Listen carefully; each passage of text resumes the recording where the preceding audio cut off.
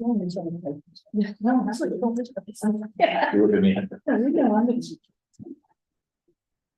Good evening, my name is Helen Anthony. I'm chairman of the Committee on Finance for the City of Providence. I'm calling to order a regular meeting this Tuesday, January 9th, 2024 at 5:33 p.m. Madam Clerk, would you call the roll, please? Chairwoman Helen Anthony, Present. Vice Chairman James Taylor, President. Councilor Sue Ann Dubois, President, Councilor Miguel Sanchez. President. We have 4 present, we have a quorum. Thank you so much. And I'd also like to recognize these other counselors that we have joined us this evening. Thank you so much. We have Councilor John and Charles from Oregon. We've got Councilor Shelley Peterson. We have Councilor Juan Alberto. Have I missed anyone? I think we're all set. And I wanted to thank you very much. I also wanted to recognize Ken Camerini, the solicitor's office, and we have our wonderful clerks, Donna and Julie. So thank you so much.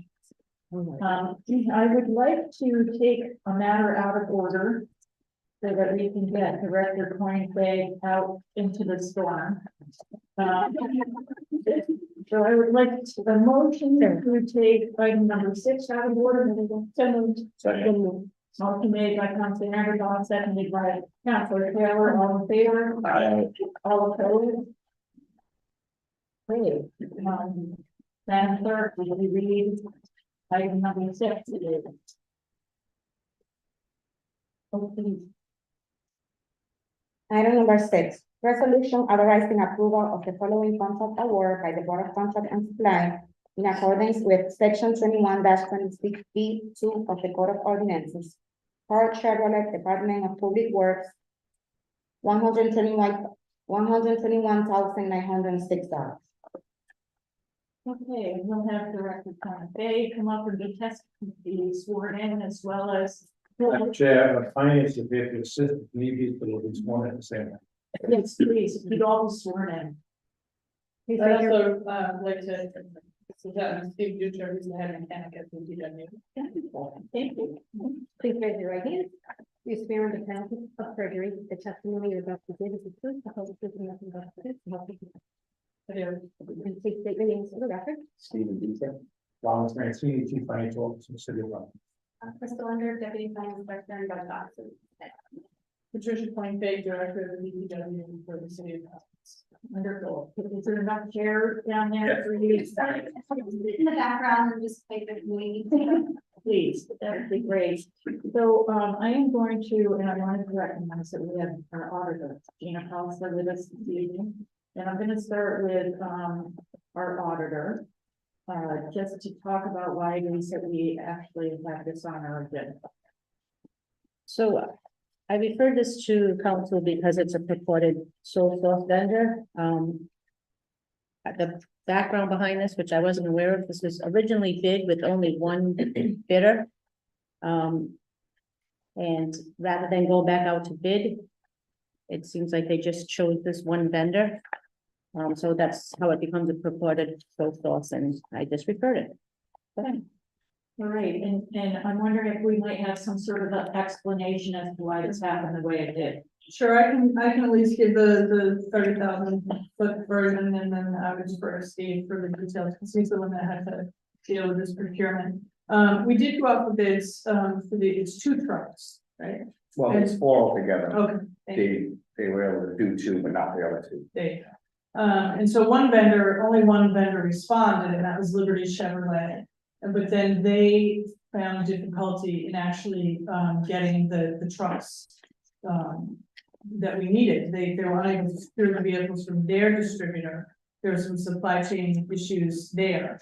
And so then we reached out to municipal vendors to see if there were anyone that could supply these trucks, and we were unsuccessful. And then so after reaching out to various dealerships, see if anyone could even supply these trucks, Herd Chevrolet located 2 trucks that met our specs, and they've agreed to hold them for a short period of time for us if we're able to secure the funding to receive these trucks. Under the master lease, we know that there's a deadline. We want to try to get them done, get them in our possession.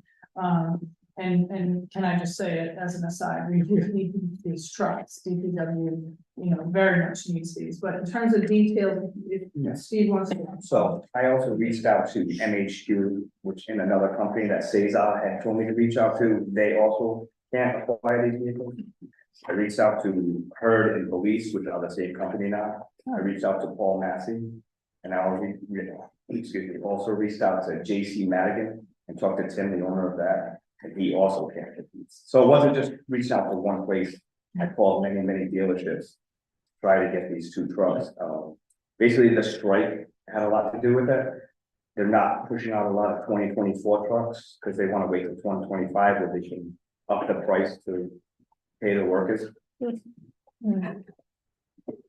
Madam Auditor, do you have a follow? I just, one question, what was the pricing here compared to the original bidder? The original bid was for, $121,588, so it's a price increase of $318 Thank you. from our plan. And this isn't because this is a specific vehicle that people don't carry, it's a supply chain issue. It's a supply chain issue. Yes. Okay, questions? Yes. Council. How long are they holding the trucks for? How long, let me ask you a question, how long have they held it? They've already held them for a week and a half and 2 weeks. I could probably get another week and a half out of them before they give them up. Other questions? Yes, Councilor Sanchez. Thank you, Chairwoman. Thank you so much, is it Steve? Steven, For coming in today. What are these trucks gonna be used for primarily? well, Superintendent, Salomon, and one's another foreman truck. Hmm. Right now, we have about 3 or 4 older trucks, 2006, that are, up to 180, 200,000 miles on them that are starting to have a lot of wear and tear on them, that are in the next couple of years that need to be replaced. Mhm. And they're all used for plowing. Right. Yes, go ahead. Thank you, Chairwoman.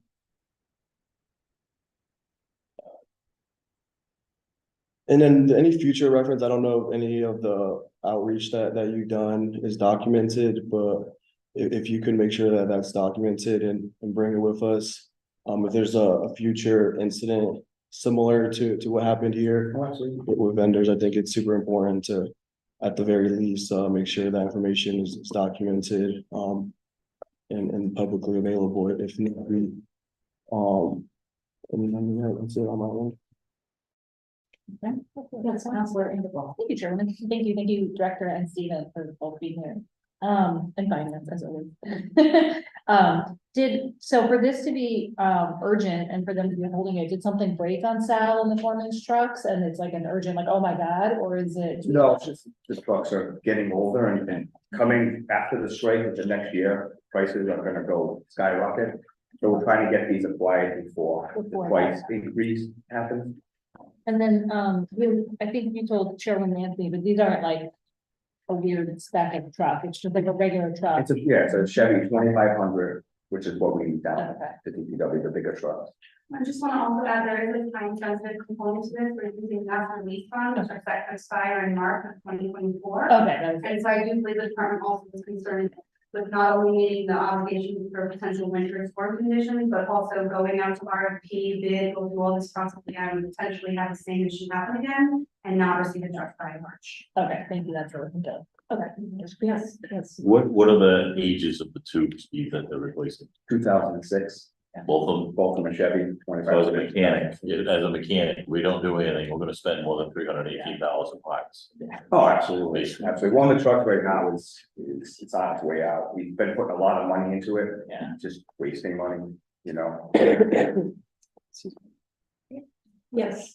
Thank you, Chairwoman. Last question. What is, you mentioned that your department or DPW was looking for 4. Is there any further outreach or what are we doing? Well, the other two that was bid out, the bid was a van for the sewer department and a garbage truck for DPW. So they were able to acquire the garbage truck pretty easily. Even the van, I had to jump through hoops for them just to get the van, Mhm. but we were able to get it. So those two went through the. Those went through because they had them on the lot, but the other two need to be built by Chevy themselves. Right. Thank you. Okay, any other questions? Do we have discussion or motion? I make the motion we approve number 6. Okay, motion made by Counselor Taylor, seconded by Counselor Anderson. All in favor? Aye. Aye, all opposed? Thank you so much. We appreciate it. Thank you, Madam Auditor, for bringing the matter to us. Thank you. Okay, so now we're gonna move on to, item 1 through 5. And we probably have a motion to waive the reading. These are tax stabilization agreements. These were all the tax stabilization agreements that were on our council agenda. What we're doing tonight is we're just going to authorize the clerk to set these matters down for public hearing. Because sometimes with the calendars, it takes a while to get the public hearing scheduled with our very busy schedule, so that is all we are doing. We're not taking the matters up to be discussed tonight. That's, we just received them and, we have some due diligence to do. So, if I can have a motion to waive the readings of items 1 through 5 and also deal with them together. Yes. That's correct. Okay, motion made by, Councilor Anderson, Second. seconded by Councilor Sanchez. All in favor? Aye. Aye. All opposed? And so, what we're asking the clerk to please, mark these up, for public hearing. And then these will reappear on our agenda, so we will be discussing these in detail. May I have a motion to mark them up for public hearing? So I need a motion? Yes. Okay. And is there a specific date of the meeting? No. Okay, those are those ones. So, yeah, with the clerk, we have to sit down with the clerk, but the clerk has to sit down with herself, and, this is what the schedule looks like, and then we'll, mark them. So mark them accordingly. Okay, I'll move, that the clerk mark them for public hearing. Second. Set up a public hearing, yeah. And Set a public hearing. second, okay, we have the motion was made by Councilor Anderson, seconded by Councilor Sanchez. All in favor? Aye. All opposed? And I will say, I'm assuming that public hearing will be on a Tuesday. That's all I'm gonna say. Oh, great. Oh, yeah, it's gonna be on, I would request that we have it on our regular. So noted. Okay, with that, we are now going to move on to items, 7, 8, and 9, which is, we have some candidates for the school board with us, but before we begin, I just want to, mention that our auditor has actually raised the question, thank you very much, Madam Auditor, again. As you may recall, we had a charter change. And we are going to be electing 5, of our school board members, and that election is going to occur, and it's my understanding, should be occurring in November, which means our school board candidates, I think, are coming in for 3-year terms, if I'm not mistaken. So we're actually asking I'm gonna ask the city solicitor for an opinion as to whether we should shorten those terms, because the new candidates will be elected supposedly in November and then start serving in January of next year. So we'd like some guidance as to how we should proceed with that. So generally, we, my office, as well as the administration and the council staff have met, there's some unique issues with the charter amendments, specifically dealing with the hybrid school process and what becomes effective. And it's complicated because of the state takeover. Are they self-effectuating like most of the other 9 or so that were approved in November of last year? So it's my opinion that these are 3-year terms until these other legal issues have been addressed. And we're doing that now. The problem also too is if you look at the charter amendments, the Ward and Boundaries Committee needs to meet to designate those 5 new locations. That has not happened yet.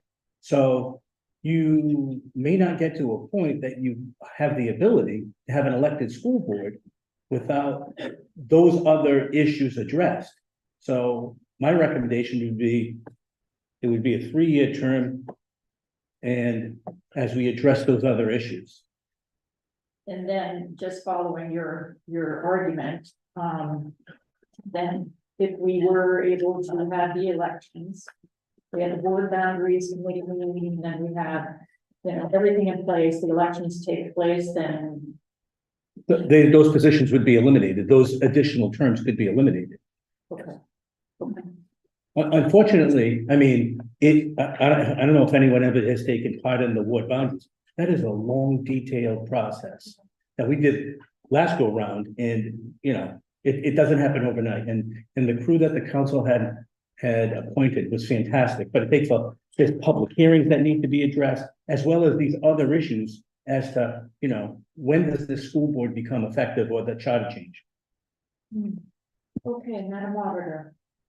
During the Charter Review Commission, wasn't there a solicitor on the? Yeah, it on was the me. meeting? So was this, when was the last time we had a ward boundaries? I thought that happened within the last few years.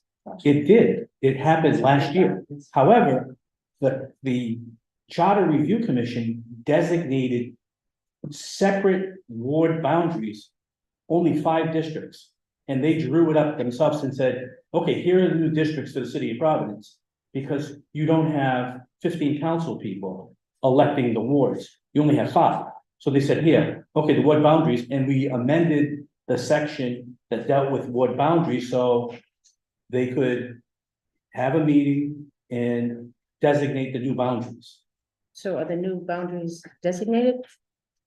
I think what he's saying is, I'm sorry to interrupt, that we had to convene the meeting they really had not officially been designated, is that correct? That's correct. Okay. And it sounds to me like we had some sort of designation, so. There was there's a graph or a chart that was attached to the recommendations, but there's no run, you know, it's parceled out as far as location, but not with voters. And there's been no cooperation or no coordination, I should say, with the Board of Canvassers. And they've recently been engaged in the process. Okay, so. With this conversation that recently happened, I think it was the end of last year with the administration and the council staff. All right, Councilor Sanchez. Thank you, Chairman. Yeah, I'm really glad that we're talking about this, because I mean, it's been super confusing in the public. Yeah. I mean, it's really the mayor and on us that we've gotten to this point. I mean, I'm already like foreseeing the future. We're gonna unfortunately jam up a couple of school board members unintentionally going this path. I also do want to make it public that, I mean, there's conversations happening, from my understanding, on either making a school board fully appointed or fully elected. I mean, that would be my personal opinion. This half and half is, I mean, we're seeing it right now. It's causing a lot of confusion. So I mean, I do want to, on my behalf, at least apologize to the candidates, and even the current school board members. This is something that should have been hashed out before appointing more members. It's not. So I mean, it seems like we should be moving forward with this matter. But I do want to thank you for having this conversation, or an auditor for asking these questions. Because from my understanding, under the charter recommendation, it has like 1, 2, 3 in ward, like ward 1, 2, 3 as like one district, but is that not correct? I would defer to the Board of Canvassers for their insight, as well as if we're gonna go forward, convene the ward boundaries committee to really establish the boundaries. So I mean, would it be appropriate, Chairwoman, to like ask like someone from like the mayors or where we're at in that process? I think we already know. We've had a discussion. They asked the law department to attend. I was at 1 or 2 meetings, and it's moving along. It's just, there's also, as I mentioned, it's complicated by the school department being under the control of the state. Typically, generally speaking, and historically, charter amendments are effective. upon ratification by the voters. Well, there's an exception to that when it's under state control, when something is specifically legislated or in the state's sphere. So this is complicated in this because this is a unique situation where the RIDE oversees the Providence School Department. But isn't the school board a completely independent body from RIDE and PPSD? However, when you say, yes, they're appointed or elected, but the authority of the school department falls under state control. And I would say anything associated with that is under state control. So that's why these issues are complicated. They're not just, hey, you ratify the contract, the charter amendment, the vote on it, and it's self-effectuating like some other things, like we increased limits, we changed some positions, the name, those things have all been, they're all effective. Yes. Yeah, I'm just more confused than anything, to be honest, but I mean. By committee members first, please, Councilor So I'm gonna- Taylor. I'm gonna bring it back. So the charter, they passed it 2 years ago, correct? Not last year, but 2 years, ago. They passed that. 22. November, yeah, sorry, A that- year and a. 22. So last year, did they meet in all? This boards and boundaries committee? no, they haven't, there's an Who appointment. calls the meeting to order? Is it the city council or the mayor or? I think, I can tell you right now, I think it's the council, but I'm not, has. Is there council members on it? Who's on it? There's no council members currently on it. Okay. Okay, just one question. Why wasn't it called? Let a year go by. I don't know. That's why I'm asking. Well, I think that we have a lot of, yeah, that is. We let a year go by and now we're trying to play catch up, but we only got like 8 months, 6, 7 months left. Chair. I'm trying to figure out why. Councilor John Salz may have something to No, say. yeah, Yeah, so. I know there are council appointments. I'm assuming there's mayoral appointments. I'm just looking for it, but I do not know why it has not been constituted since 2022. I think there were mayoral, thank you for the leadership on this. I think there were mayoral appointments, but those people were from the last administration. And then, so the voters decided to have an elected school board. And that was, the charter review was approved by the city council, so. There's a resolution passed. Yeah, so that's already codified. So if we're looking at an election that would occur in November, we would have to theoretically reconvene that committee very quickly because that's November of this year, that election. There's also a legal question as to, is it effective? Is the charter change is effective when it's under state control under RIDE? Got it. Unlike, I think you championed one issue, CPC. Yeah, there was Right, there was an that, amendment. it's already effective. Yeah. So a difference between, Because unless that it was what conflicted they- with state law and it did. So Mhm. that's already operative and it's fine. Unfortunately, the issue is, this is under state control, so is it self-effective upon passage by the voters? Yeah, and I think this is relevant to finance. So would we have to reconvene the vendor that we were working with to help with the ward boundaries? Because that was, that was a contract that we had with that specific vendor. I don't know if that's needed, or we can do it ourselves with the Board of Cancer. I'm not sure.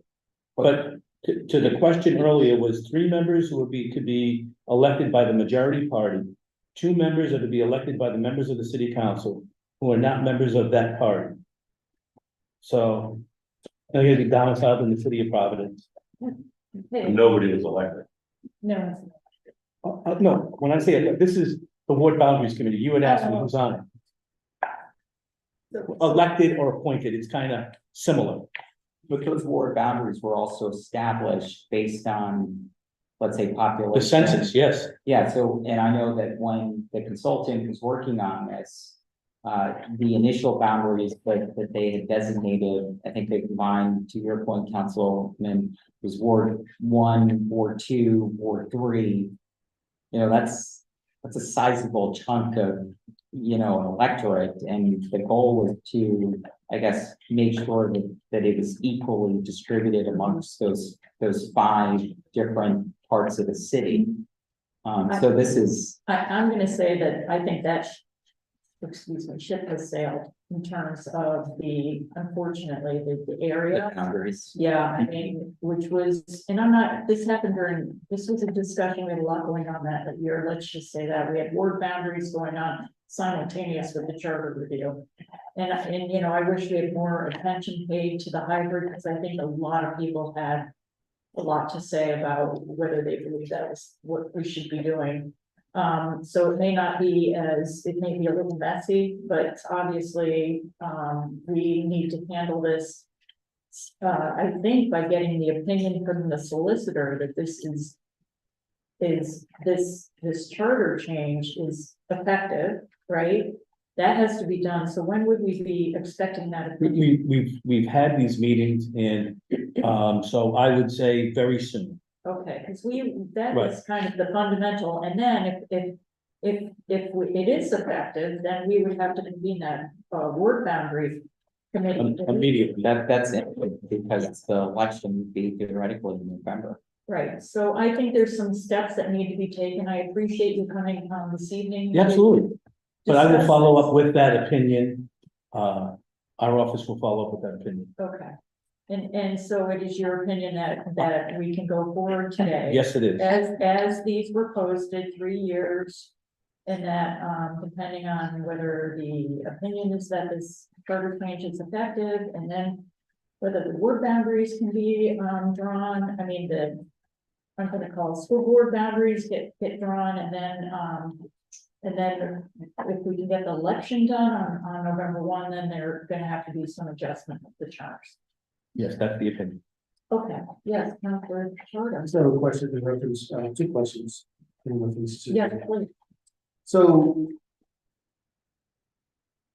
We move forward with the 3-year ordinance. Is there something within those regulations or charter that says that if we do go forward with the elected positions, that these nominees will finish their terms, right? In other words, if we go forward with the election, then these positions will be up. Is there anything that? I don't have it in front, I don't think so. I would argue that, let's say you have the ward boundaries, and the charter changes are effective as that's the opinion. I think these people are, unfortunately, they're gonna be bumped out when the election happens and the individuals are sworn in. Okay, that's probably what I'm thinking. The other thing is, this was voted by the voters, Mhm. so it's a mandate for us to have, school board elections, correct? And if we do not meet those deadlines and don't have the elections, would the city or will we be in any violation? Will this end up in some type of court prior to or after? Can someone sue in essence to make sure that the voter's mandate gets executed? So I think anybody could sue on either side. I think if you go forward and you have the election in November, there could be a group of people on the other opposing side that say, listen, it was under state control and the solicitor was all wet and their opinion didn't make any sense. And conversely, if in fact, you don't hit the deadlines or the opinion is it's not self-executing and you need additional ratification, that the other side can then bring a challenge as to that. So I think anybody can bring an action, but I mean, we need to get moving. Yeah. So we need to get moving. So, would it be important to try to see if you get a ruling to the courts or the state to see if this should go forward or not, based on the fact that, the, Department of, the Providence, School Department is under state, control. Well, we know they're under state control, and there is case law, it's just finalizing an opinion. I don't think, bringing it to court is gonna be beneficial. I think if the opinion is gonna be the opinion, and then we'll rely upon that, but I don't think having the court make the determination now is something we wanna do. Thank you. Okay, I got one final thought. yes, Councilor Taylor. So.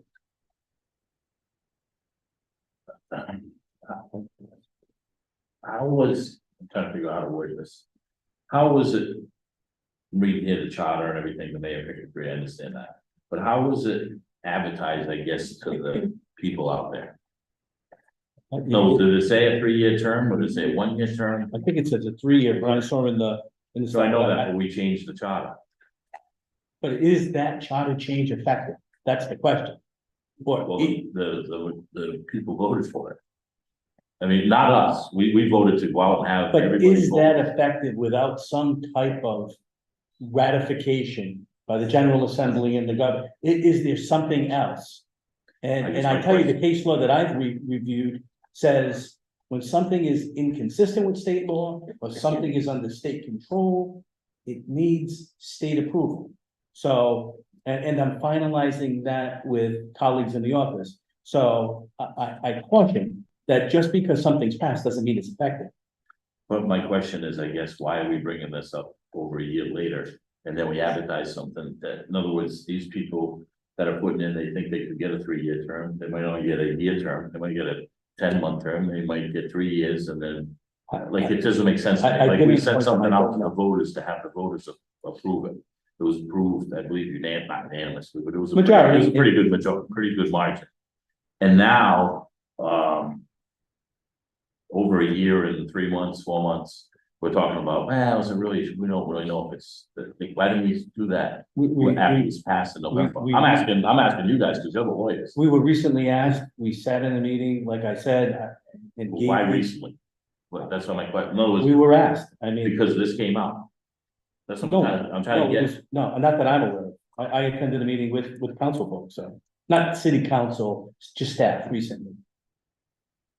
I don't know, I just think I think I want to go on record and say, I think it's unfair to the people that voted for this that wanted to get it done. That's number one, that's unfair. We're bringing this up over a year and 3 months. And it's unfair to the people that put in for it, and it's also unfair to the people that didn't put in for it, because it's not clear. No, I would say I want to be on the school board, but I'm like, nah, I don't want to do a 3-year, it's not gonna be 3 years, they're gonna get voted out in November if I'm on that position. If we go to, why do I want to do this? And then I don't feel like doing a campaign and going out for a school board. So I don't want to do that. So it's unfair to it's unfair to this whole process. And I don't understand why the law department, I'm gonna pick on the law department, because you guys haven't changed. The council's changed. And I'm picking on you, I don't mean to do that, but the council's changed, the administration's changed, but you guys haven't changed. And now you're bringing it up, like I said, a year and 3 months later. It's been brought up previously, and we've been working to address these issues. And the appointments came and that's the opinion. I mean, I don't know why there wasn't discussion sooner. I'm not sure. Councilor Sanchez. Thank you, Chairwoman, and thank you to my colleague, Mr. Taylor. I mean, it's kind of what I started my comments today. But I think just for transparency purposes, in your professional experience here, when were you first asked, or when was, from your knowledge, the law department asked from the current administration to take a look at the charter change being effective or not? Mike, Nagucci and I, because I handled the Board of Canvas stuff, we were saying, oh, we're gonna have an election. Let's start looking at it. We started addressing some issues, and this issue of, is it effective or not, started to, rear its head. Like, so we was, Mike, who's recently the Board of Canvas, we were like, okay, we're in an election, we gotta figure this out. We gotta get board boundaries together. And as we're noodling through this stuff, we've gotten calls from the clerks on other things, what's effective, what's not. So as we were working through all of these items that were passed, I think that's when it kind of came up. So since Narducci's appointment, you've been having Mike conversations. and I had a with couple him. of conversations as to, okay, what does this mean? You know, what are the boundaries? Is it, can anybody run for that position? What, you know, is it the most votes? How do we do it? So logistically, we were trying to figure out going forward what that looks like. And this was sometime last year, for next year in 24. Thank you. Okay, Counselor Gonzalez. So I just, to clarify, I don't think that this is the legal department's fault. I think this is actually, the onus is actually on the council. Because we. No one's saying that. Excuse me. No, I'm not saying that, I'm saying that, but I sense that there's a lot of, I think a lot of, I just sense that, there's some question about like the legal department abdicating their responsibility here, but we have to, the council has to actually approve these boundaries, and I understand that we don't have a chair. That was the former council, and that was the last administration, so that probably just slipped through the cracks, but we still have to, someone has to call that meeting, correct? And then we have to approve those boundaries, so Yeah. that's something that should have happened theoretically last year, and the onus was really on the council as a body. Somehow it might have slipped through the cracks, but because, yeah, that's, I mean, the charter review says, the council is responsible for that. Okay. Any more? Are you looking for a response to that, or is that a comment? I mean, that's a comment, but would you? Well, I'm just looking at, you're talking specifically Wood Boundary. There's 5 members who may be members of the city council or other qualified persons who are electors and who are domiciled. 3 members are elected by the majority party and 2 members are elected by the city council who are not members of that majority party. And then it goes on to 4 public meetings, which we set public comment, there's notice, 72 hours before there's approval of the final map, submitted to the city council for approval, to your point. Yeah. Yes. And then the other piece is, so the way that this is set up is there would be 5 members appointed by the city administration, and then 5 members who are elected by the general public. Is that correct? I thought there was 10 seats. It's the city council who does 5. This is 5 members of the city. He's done that. The Oh, the school board. I'm sorry. The school board. Yeah, I don't have it in front of me. So It it was was 5 members. It was 5 members appointed by the city administration, 5 members appointed by the I'm pretty council. sure, but I mean, don't not have it. appointed by or elected by the voters. So would these members before us theoretically be a part of the 5 members that are selected by the city administration? So they don't fall under the same parameters as the people who are duly elected by the electorate. Correct. So, But the same parameters, I guess, for the qualifications, we remember the city council, but they're not running for office. yeah, so the people that are before us are, I'm assuming they're gonna be people who dropped off on the current appointed board. Yes, But the people before us, they would still be able to, I don't think we can make that decision, so I'm going to say, I think that in my opinion. I think based on what the city solicitor is saying, they have come in, I think this is subject to. They are asking, they have been presented for 3-year terms. It was advertised for 3-year terms, they applied and they went through the process for 3-year terms. In terms of what's gonna happen going forward with their 3-year terms, I don't think we can say who's dropping, who isn't. I think that's a decision that's going to be made. First, we have to figure out whether it's valid, whether it's valid, we're gonna get an opinion, and then, from there, we go through with the election, but I'm not sure that it's going to be us that is gonna be making the decision who's dropping and who is staying. And we do have, terms that are expiring, I think at the end of January of 2025. 25. So, really, I think what it is I believe this has been a process that has gone on. I think we hear the candidates. I think we make a decision and then based on the legal opinion. I would have liked to possibly change the term, but we're getting being counseled that we can go ahead with the 3-year as it's been advertised and the changes will be made later. Does anyone have anything to add? I just have, just what, correct, Charter. thank you. And I know that, you know, while I attended one of the hearings for the school board nominees, that was highlighted in essence, under the clear and so forth. So I agree with what you're saying. The other thing is, I would suggest is that we're going into the weeds of this, and this is not the subject matter for us to debate on specifically the details of whether elected or not and so forth. So I would suggest in essence that we ASAP put it on the for hearing. And then lastly, I just have a question for the solicitor. Please. And just a clarification. So in 2022, the charter was changed.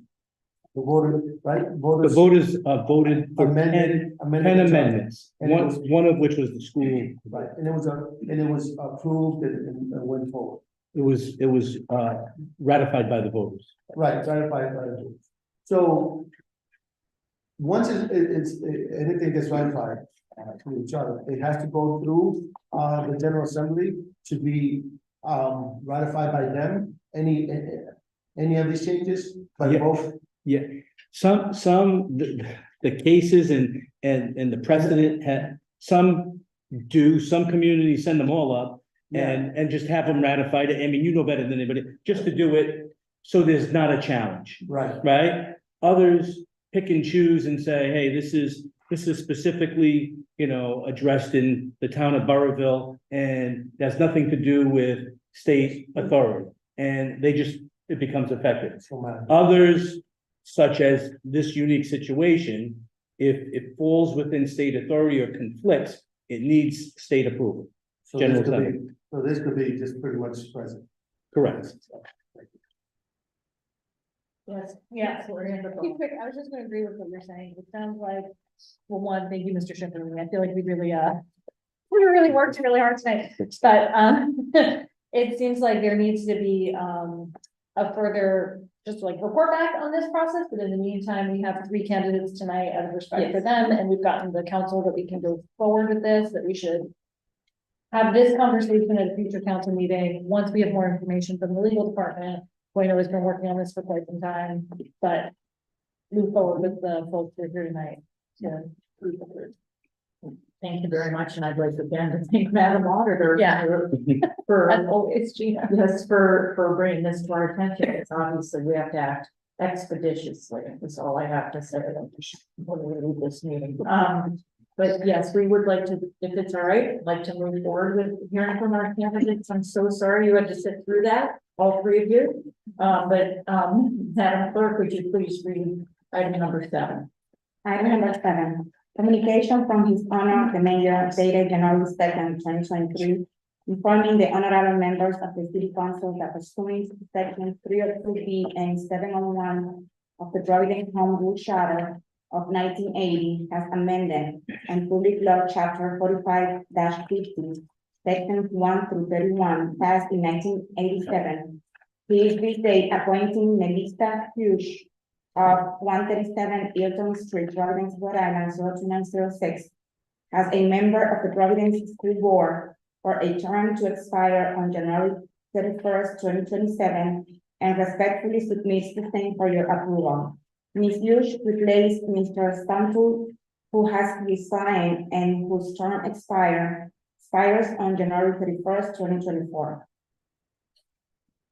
Ms. Hughes, would you mind joining us at the table? And I'm gonna have you sit in that corner so we can all see you, but if you'll stand, swear you in, please.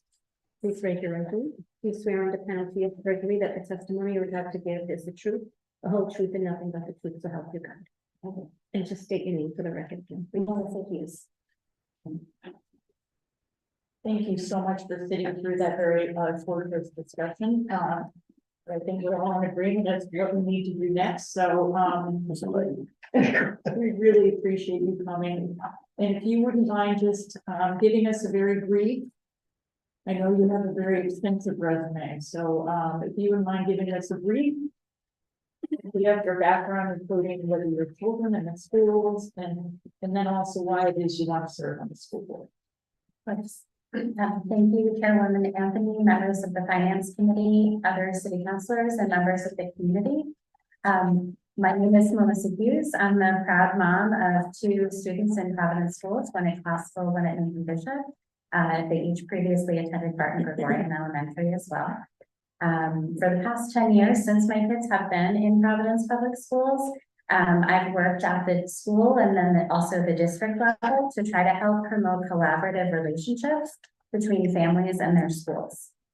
I believe firmly that students are most likely to succeed when that connection is strong between parents and families and their school communities. I have done work, as you can see more at length in my resume, but I have spent time on the PTO or parent-teacher organization of each school that my children have attended. I've been a proud member of the district's Parent Advisory Council, as well as the leadership team of parents for the Parent Advisory Council for over 5 years. I'm also a member of Parents Leading for Educational Equity Food. And I am a parent representative on the district school building committee. In those spaces, I've been able to interact with school leaders at all levels, from principals to superintendents to his team, folks at all levels that are making decisions for our kids. I've had the wonderful fortune and excellent opportunity to listen and learn from diverse parents from across our district at all grade levels in all neighborhoods and all schools.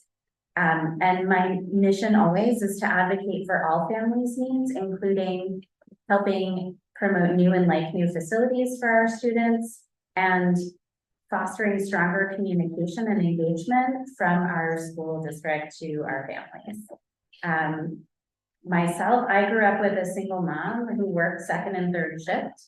And our family struggled with housing, with food security, with transportation. And while my family right now is not experiencing those things, I know that many of our families in Providence do. And now that I have the opportunity and the good fortune and free time to volunteer my time, it's my goal that I can use that to help other families who might not have the same resources, to help provide them more opportunities to engage so they can be partners in helping their students succeed. I believe as a member of the school board that I can continue and build on all of this work that I've already been doing on behalf of all Providence Public Schools families. And I'm happy to answer any questions or concerns that the committee might have. Thank you. I'm going to open it up to questions, but I'll start by saying that I've known Melissa for a number of years and have consulted with her very often in school issues, and I've found her to be knowledgeable, dedicated, and I appreciate all your service. But with that, I'm going to open up for questions. Does anyone have any questions? Yes. I don't really have questions, I just have comments.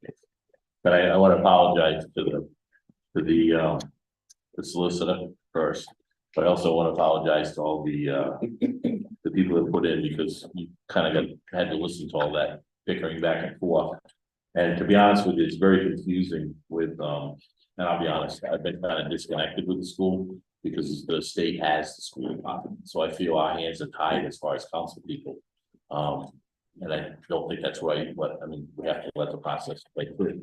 I want to apologize for you to go through that because, it is, like, you guys all have great resumes, you make great work, and I think the way I see it, and hopefully you're there for the 3 years, because I hate to see this change with some very good people that are in, going to go in there, want to do the job. There's not that many people, they're not banging the door down to be on the school board, especially the way it is, now with the state on it. But, We did have 40 applicants. true, but we have 3 good candidates here, and they all live in the city. And I just wanted to apologize that I had to listen to all that, and I welcome you, hopefully, we'll get through here and everything gets straightened out down the road, because when the city finally gets back over. Then we won't be going back and forth with elected, non-elected, it's just the process that I was upset to be here. And now we're addressing it, and unfortunately, you guys have taken that role, and I thanks for that. So, thank you. You're welcome. Counselor Sanchez, did you, no, not yet, Counselor Consol. I have Oh, questions. I'm Yeah. sorry, Counselor Sanchez. Thank you, Chairwoman. Thank you, Melissa, for being here and wanting to do the work and for everything you've done so far. Just in my first question is, what makes you like want to be on the school board compared to some of these other committees, at a time where, at least from my perspective, I think some of these committees might have more authority or more power in getting stuff done than the current school board situation. That's a really interesting question, like, I think that I agree and disagree. I think that there is a lot of power in collective parent work, particularly, I think on the Parent Advisory Council. We meet monthly as a group from parents across the city, and then we also, our leadership team meets additional times throughout the month with folks in the Family and Community Engagement Office and with the superintendent and his team. So I actually think that there is a lot of powerful discussion and accountability that's happening in those spaces. But I do think that at some point, the school board will have some more control. And right now, the school board still does approve lots of contracts for the city or for the district. The school board also reviews major appointments, I believe, by the superintendent or by the commissioner and the team. And I look forward to learning more. So I hope I'm not misspeaking on any of those items. I look forward to learning more about the specific duties. I think that I hope to be able to, from all of my experience working with parents from across the district, to elevate some of that parent perspective in those spaces. I think the current school board members who are serving are phenomenal, and each one is really dedicated to serving our community well, but sometimes something gets lost between the intent of decision makers up here and the actual folks on the ground and the families in the schools. And I think maybe we're seeing a little of that playing out here today, to think about, like, it's actually encouraging to see you all thinking so thoughtfully about this issue about the change in charter, to make sure that you're serving your constituents well, who did or did not expect a certain outcome of that. So yeah, I'm interested in helping elevate that parent perspective. I'm really excited about the other two nominees who are here before you tonight. I think that we're bringing a wealth of and range of experience, and I hope we can serve our community well. Thank you. Yeah, no, I definitely agree with the last sentence. I think the range of expertise and experience is pretty unique and valuable to the school board. Just like with your experience right now, the conversations you've had the past couple of years, like what, in your personal opinion, is like the time frame for the schools to be back in the control of Providence? Oh gosh, I wish I knew. I wish I That's a very difficult question, but I think that I can say with confidence that you know, when the state intervention began, whatever intent and community plans that were generated were really excellent, and you may hear more about that from some of the other nominees tonight, who participated in different ways in that process. I think that due to the timing of the pandemic, things definitely priorities had to necessarily shift in the short term. And so I think that before we go back to how things were before the state intervention, we as a collective community, as a city, need to spend time in engaging with one another and be thoughtful about that transition, so we don't just go back to the way things were before. Because whether folks agree that the exact way that the state intervention played out or not was right, I think we can all agree that our schools were not in the best condition to serve our families well. And so I think that before we go back to that same thing, we need to be intentional about having some transition time and community engagement to really hear from families, from educators in our schools, to hear what is working and maybe what's not. Yes, please. Thank you. Sanchez.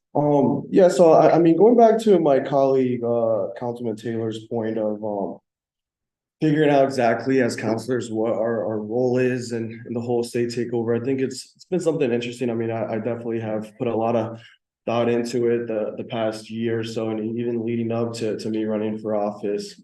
And I mean, from like a community standpoint, I mean, it's easy to play the blaming game. Everyone at Riot or PPSD and city could easily blame for current situation. But at the end of the day, it's not super productive, but kind of one of my, I think, main responsibilities or objective, at least in this meantime, is to make sure that all information, transparency is at the forefront of what we're doing. And at the end of the day, using my city council platform to hold certain folks accountable at Riot, at PPSD, or at least making sure that information and decision-making is as fluid and transparent as possible. And I mean, I think at some point last year, might have been one of my colleague, Gungal's meetings, we heard from certain parents of, school closures. And to this day, unless I'm wrong, the decision behind that isn't very clear. Whether it's a good decision, bad decision, I want to get past that point, but what led up to that decision, what conversations, from my understanding, are unknown. So I mean, from your experience on the school building committee and the parent advisory council, did you ever have any conversations in those committees, those councils, with school closures that occurred last year? Prior to the announcement of the school closures, or? Yeah, correct. No, we did not. So, in both spaces, we definitely had conversations after the news was made public, but, neither of those bodies was involved in the school closure discussion. I think there has been some, lack of clarity around where this came from. I can speak about the school building committee that I'm on, and that committee is tasked more with choosing projects for new or like new construction or renovation for our schools and major capital projects. And I might let Councilman Gonsalves talk more about that as well, because he serves on that committee as well.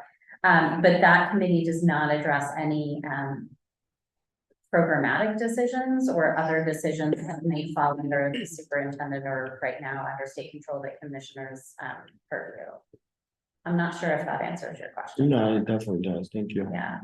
I do, if I may Of course. add, I do want to say that I think anytime that schools are closed, whether that decision is, you know, right or not, or whether, you know, whether there is good reason behind it, it impacts the community. And I have heard for many, many months from families, particularly from the Broad Street community, but as well families from Laurel and families at Gilbert Stewart, that did not feel that their voices were heard in the decision-making process, did not feel that it was transparent to them, did not. I think various families have now landed in other schools, and I think the district, after the fact, did a lot to work with families to help them find a new placement. But as for the actual decision-making process and the communication, I would say in my work on the Parent Advisory Council in particular, that I have heard what you have heard, Councilman, that families were really unhappy with both the decision itself and also the process and communications. Yeah, no, I think it's important to, I mean, make sure that. No, please. So to make sure that we don't get too many cooks in the kitchen, but I mean, that at the end of the day, that's what people just want is where were these decisions made and how we got there. And I mean, that's kind of the biggest role I've been playing with the takeover in the schools is just making sure that information gets back to our constituents. At the very least, that's what they deserve. I mean, at the end of the day, we all work for them, and I mean, it's awesome to see all your past experience with the public school systems here in Providence.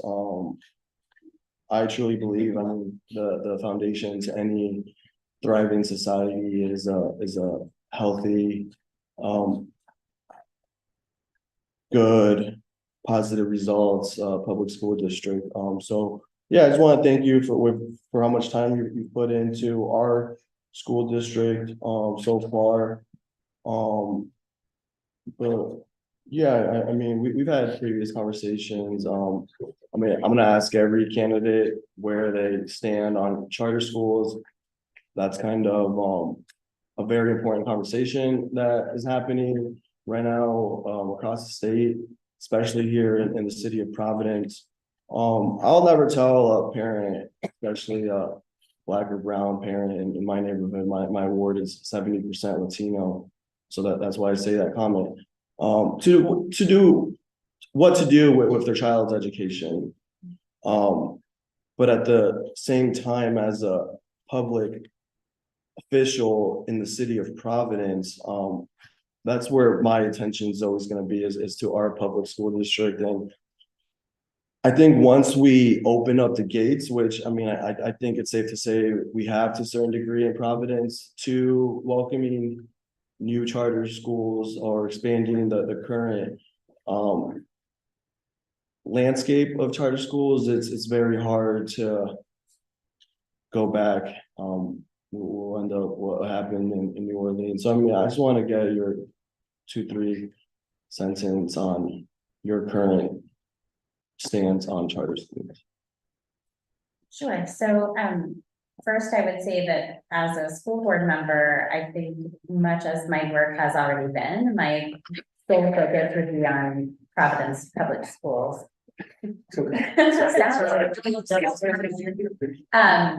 And so, you know, my family chooses to have our children in our Providence Public Schools, and the schools are serving our children reasonably well. I have friends and neighbors who have opted into charters. I have friends whose kids are in Providence Public Schools who teach at charters, and I think probably some vice versa as well. I think I agree wholeheartedly with you, Councilman, that I don't think it's my place to tell another individual family what they should do and what the decision is that's best for their family. But as a school board member and as a current parent who is deeply engaged in the Providence Public Schools, that is where my commitment lies, and that is where my advocacy lies, is to promoting the best possible public education in that traditional system for the students in Providence. Thank you. You're good? All right, now we're at about it. Thank you. Super. Yeah. That's right. So sorry. Thank you for being here and for replying. I just had a super quick question.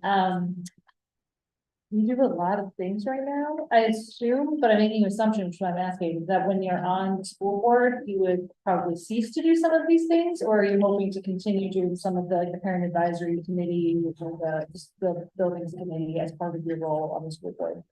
That's an excellent question, and my husband's in the audience, so I'm sure he's extra curious. My husband feels the same way. I totally agree. I am going to be looking for some guidance, I think, from other school board members and perhaps the solicitor that works with them to be sure that I'm not overstepping or crossing any boundaries in my roles in other spaces. So I want to name that. But my intention right now is to hopefully be able to strike a balance that as a mother, I can still stay engaged in those spaces because I think I learned a lot from there. But I definitely intend to step down from my leadership role on the Parent Advisory Council, as well as my leadership role at the Classical High School Community Association. Again, I hope to still attend meetings because I think that's a great way for me to hear from other families and serve them well on the school board. But I certainly would not want to take up that space. I also think that what I've learned from the Parent Advisory Council in particular, and all of these PTOs and parent organizations, is that there's room enough for everyone to participate in whatever way they feel welcome and comfortable to do. And I would love to open up that space to someone else. Awesome. Thank you. That was it? I Yeah. have Okay. one before you go. Okay. All right. You tell me you have a question? No. I said too quick. I know you said you have a child that goes to classical, which I had when I went to classical. So today I just saw the news where we're from 5 stars to 2 stars. I was afraid you were gonna ask about I don't want to put you on the spot, but I guess that. You may. since you were involved in classical and everything, my son, 6 years ago, went to classical. And I thought the school at the time was a 5-star. Do you agree with it going to a 2-star? Or is it just? Like, what do you think made it go to a 2-star? They're saying the state took it over, so it went to a 2-star. I'm kind of finding that a little hard to believe, but. And I'm kind of. I know it's a tough question, but I guess, do you see any changes, I guess, in the last 2 years? Oh, I don't even know what. So my son is a sophomore, so it's his second year there, and I have a daughter who we are waiting to hear whether she has been accepted to classical or not. She took the exam and applied, so. I am still wrapping my own head around, how these star ratings work from RIDE, so I don't want to misspeak and mischaracterize the way that they have, put out this star rating. My understanding is that we received a letter as parents, and I'm not sure, I'm happy to share that with city councilors if they've not been privy to that. We received a letter as classical parents, I believe, yesterday, today, sorry, this week feels a little busy. And that letter was actually really helpful. It was a letter from Superintendent Montañez, who was laying out for us kind of how that star rating works and giving us more information about it. And my understanding at this time is that the way the star rating system works is if you get a low score in any particular category, that brings your whole score. You can only score as well as your lowest score, if that makes sense. And so what is clear from that star rating is that whatever criteria they used, it appears that classical is not serving our multilingual learners well enough right now.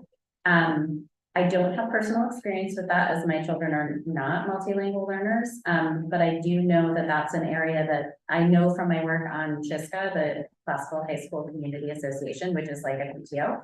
I know from that group that this is something that classical has been working on, and I know the district has been working as a whole. I believe the last statistic I saw is that something close to 38% of our students in Providence in our public school system are multilingual learners. And so if our top high school isn't serving those students well, then maybe there might be room for growth for classical.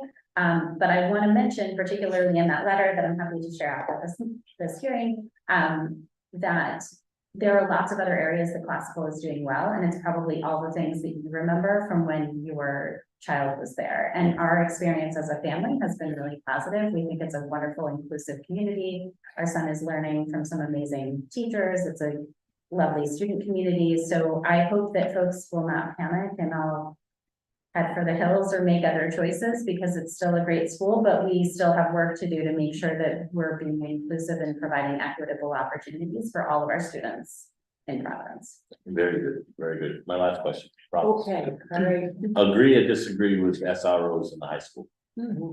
Your personal. Oh, gosh. So Great question. I'm going to answer this in two. And I'm asking all the people that, so I'm you gonna can all answer think of this that. in So two put her on ways. hot. SROs, so school resource officers in our schools, and you asked about the high schools. So, you may find that I am actually on the record as having testified before the General Assembly, I want to say about a year and a half ago, when there was a bill out about adding SROs to all levels of schools, to all elementary, middle, and high schools in the state of Rhode Island. And as part of my work with I was connected with several youth organizations that had very strong objections to that legislation. And so you can find that, that's part of the public record. And through that, I really learned a lot from our youth leaders about why SROs might not make them feel safer in school. It might, in fact, sometimes have the opposite effect. However, in my work on the Parent Advisory Council and with CLE talking with families, what's very clear is that all parents and families don't have the same idea about what makes them feel safe in our schools.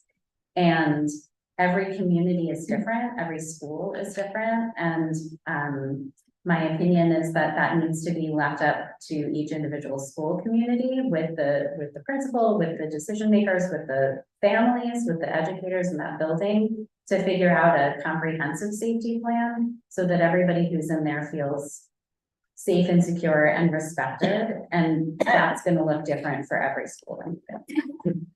I can see you running for council or something. Very good. That was a very good political answer. Less well, but no, thank you. Okay. Councilor Pichardo. Listen, never say never.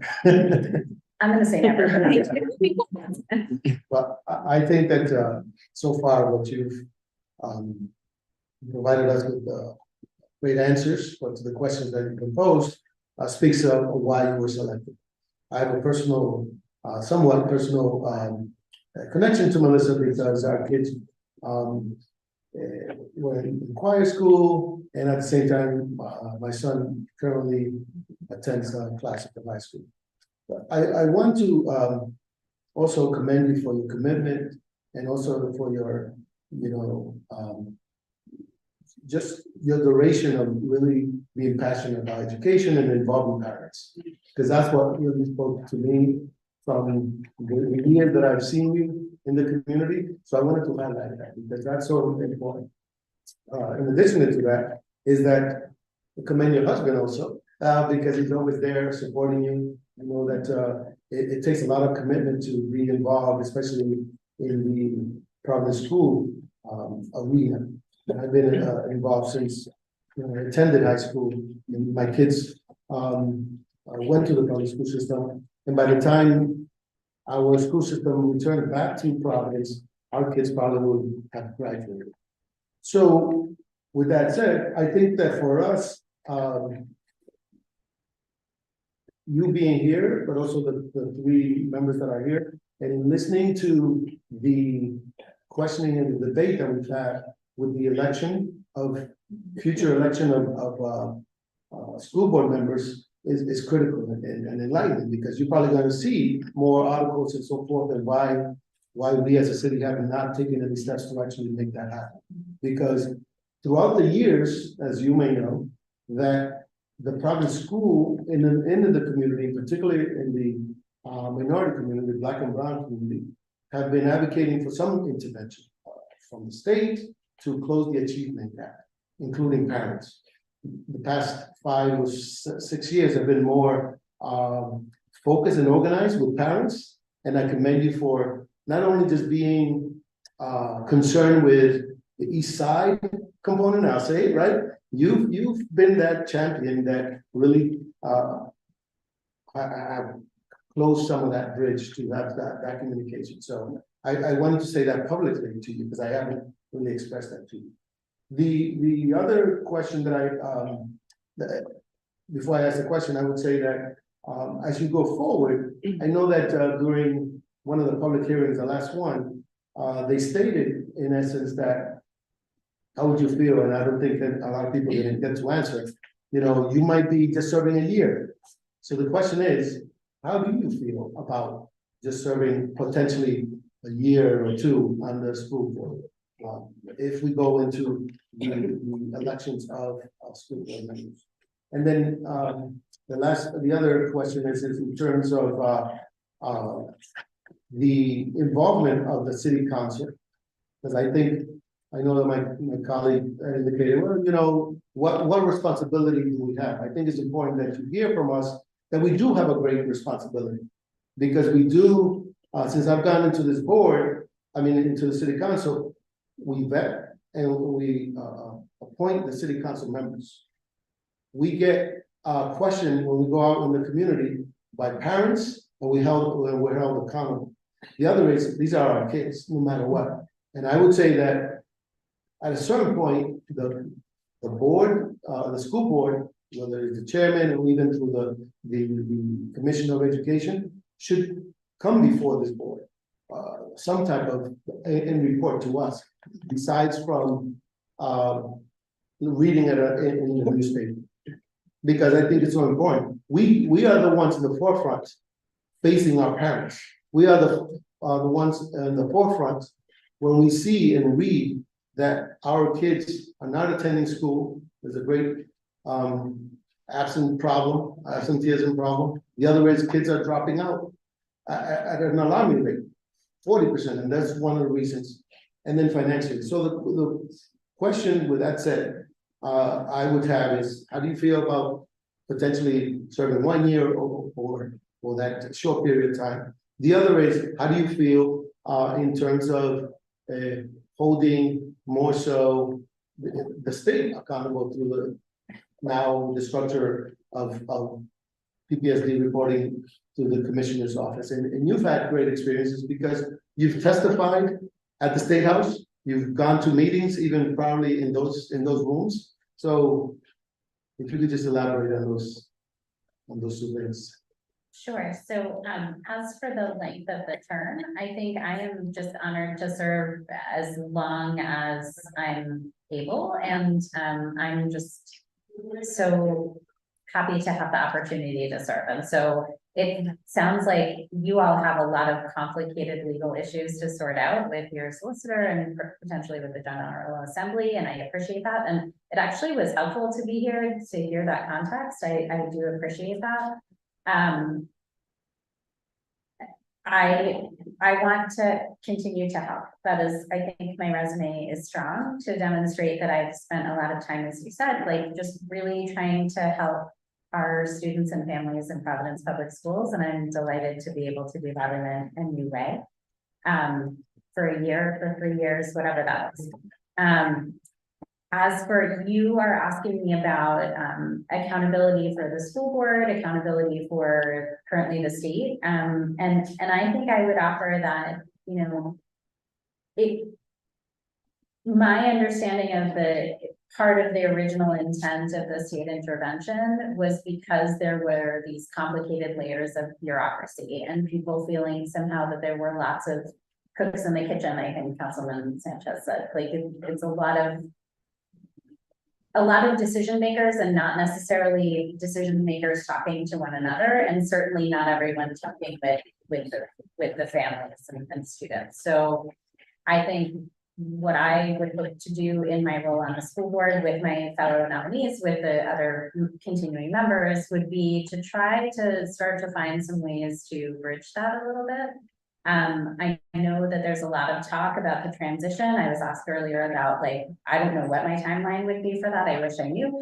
But I do think in that process, it's really important that it's not separate bubbles having that conversation. Right now, I think that, you know, the mayor's office is having that conversation, the city council is having that conversation, I know like RIDE is starting to have that conversation, but the community needs to have that conversation. So I would offer that, as a parent in these schools who's very invested in their success, both personally and for my neighbors and friends, it's really important that you all as these stakeholders and decision makers can work together, and we all, if I am on the school board, can work together to provide more opportunities for engagement for all of our families, current and recent, as well as our educators, to maybe come together and assess where we are right now and move forward from there. Thank you. Okay, yes, I'm sorry. Oh, Councilor Gonzalez, I'm so sorry. Thank you so much, Councilwoman. Really appreciate it. And, you know, I just want to say thank you for your longstanding service, Melissa.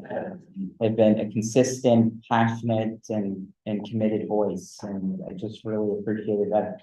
Had an opportunity to meet your kiddos through your work at Barton Florian. And I'm just here to affirm the great work that Melissa has done over the years, as you mentioned, on various PTOs, but also on the school building committee. So thank you again for all that you do and your active, collaborative, consistent, and inclusive voice. And I'm going to give you hopefully an easy question, but it's and it's more open-ended, but what are you most excited about, and what would be your top priority on the school board? Oh gosh, that is an easy and difficult question. I think I would be excited to help hopefully bridge the gap a little bit, to really help the board itself, but also the board with the district, really increase those lines of communication, both sort of ongoing communication as well as around decision making. One of the things I've learned as a parent is that, you know, I have maybe the inclination or the free time, so I tend to already attend school board meetings or watch the video on YouTube or pull out the agenda. not everybody knows how to find that. There's lots of great stuff happening there, just like the city council is doing, but it's not necessarily, just because something's public doesn't mean it's accessible. Mhm. And so I think one of my goals in that space and something I'd be excited about would be to help try to foster more of that proactive communication as well, or like finding ways to help PPSD sort of say, hey, like, this is the school board, this is a public body, these are the kinds of things they're talking about this week, you might want to attend, or here's a link to the video, because the district itself has those communication channels and they can reach all of the current families. So I'd love to find ways to do that. I think that sounds a little nitty gritty and maybe not as exciting, but I'm really excited as the parent to help people be better informed about the good and the challenging things that are happening. Thank you. And that's all I have. And I just want to say, I just affirm all the great work that you've done. And I know hopefully this will be approved to the entire council body, and I look forward to supporting your appointments. And again, thank you for all that you do on behalf of the kids in Providence Public Schools. Thank you. All right, yes, Councilor Peterson. Thank you. I have a bunch of questions, but I think they all kind of culminate into one, so I'm trying to figure out my words. Like everybody also said, thank you very much for being here. Your resume absolutely does speak for itself. Can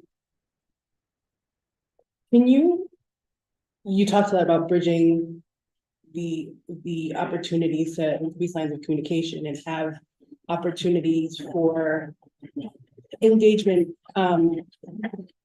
at a different level, starting when it's been chosen on the school board, creating those opportunities. My experience, and I'm also going through the process of choosing a high school for my child. So I'm paying attention to everything that's in front of me, because those are hard choices. And last week when we were in council, I was actually very fortunate to be able to go in and take a look at an academy that's through PCTA that's offering such an amazing support system for our multi-language learners.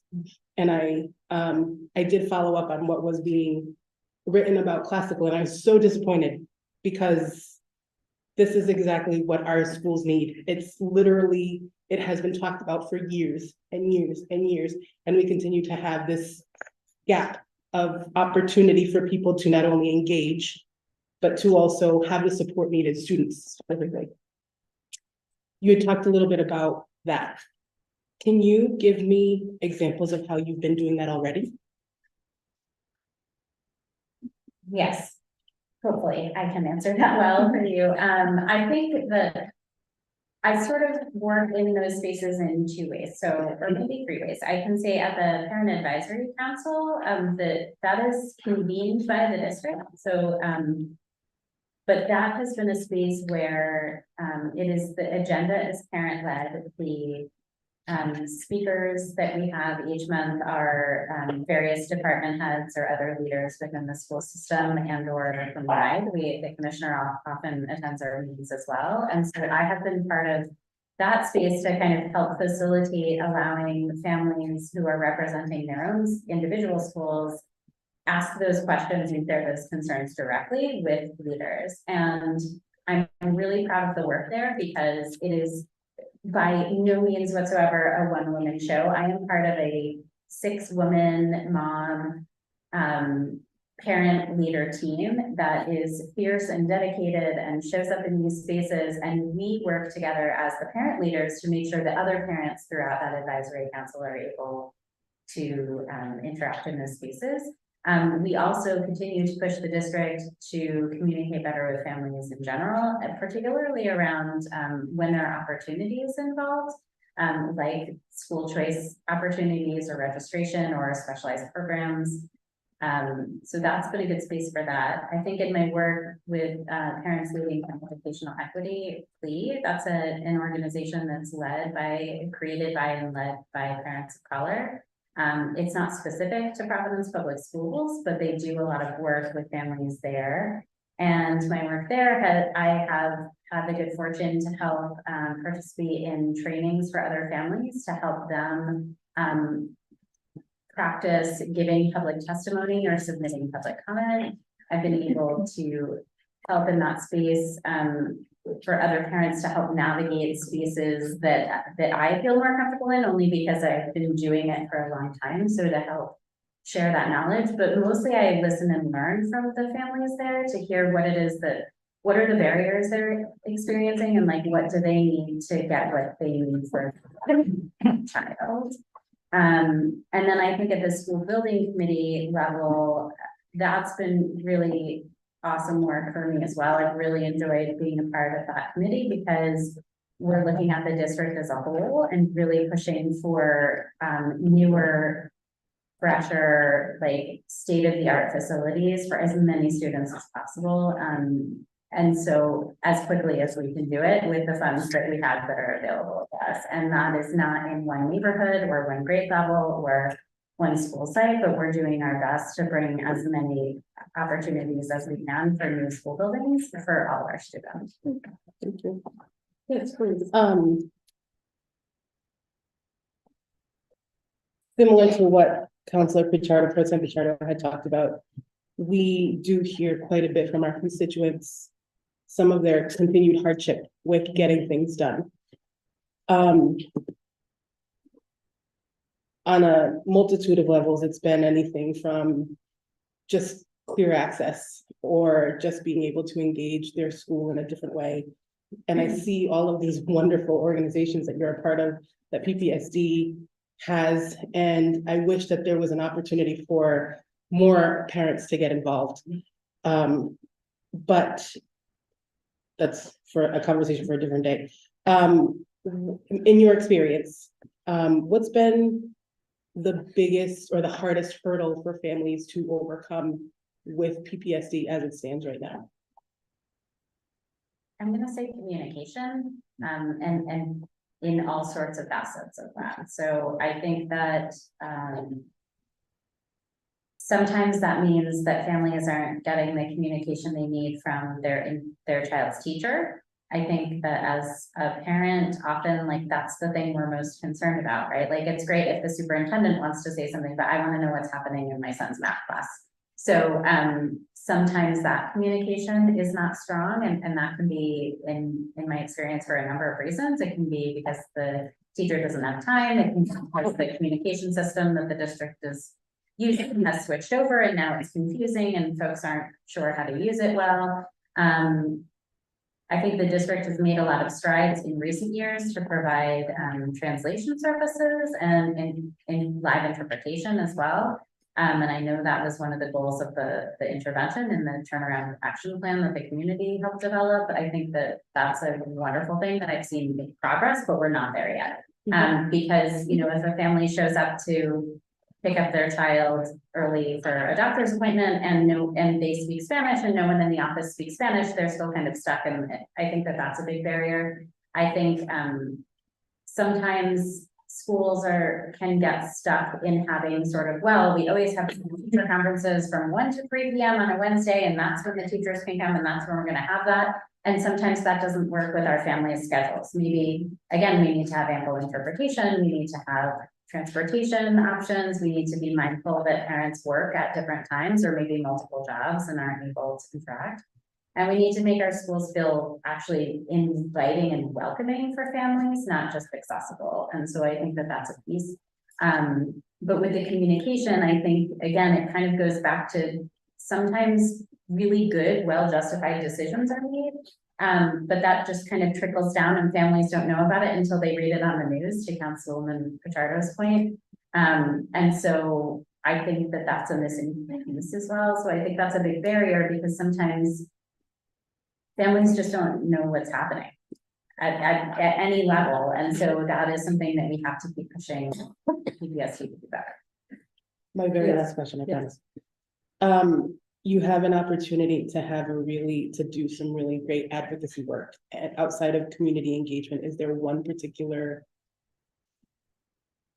topic, situation, crisis, anything that you would be advocating very strongly for with this appointed position?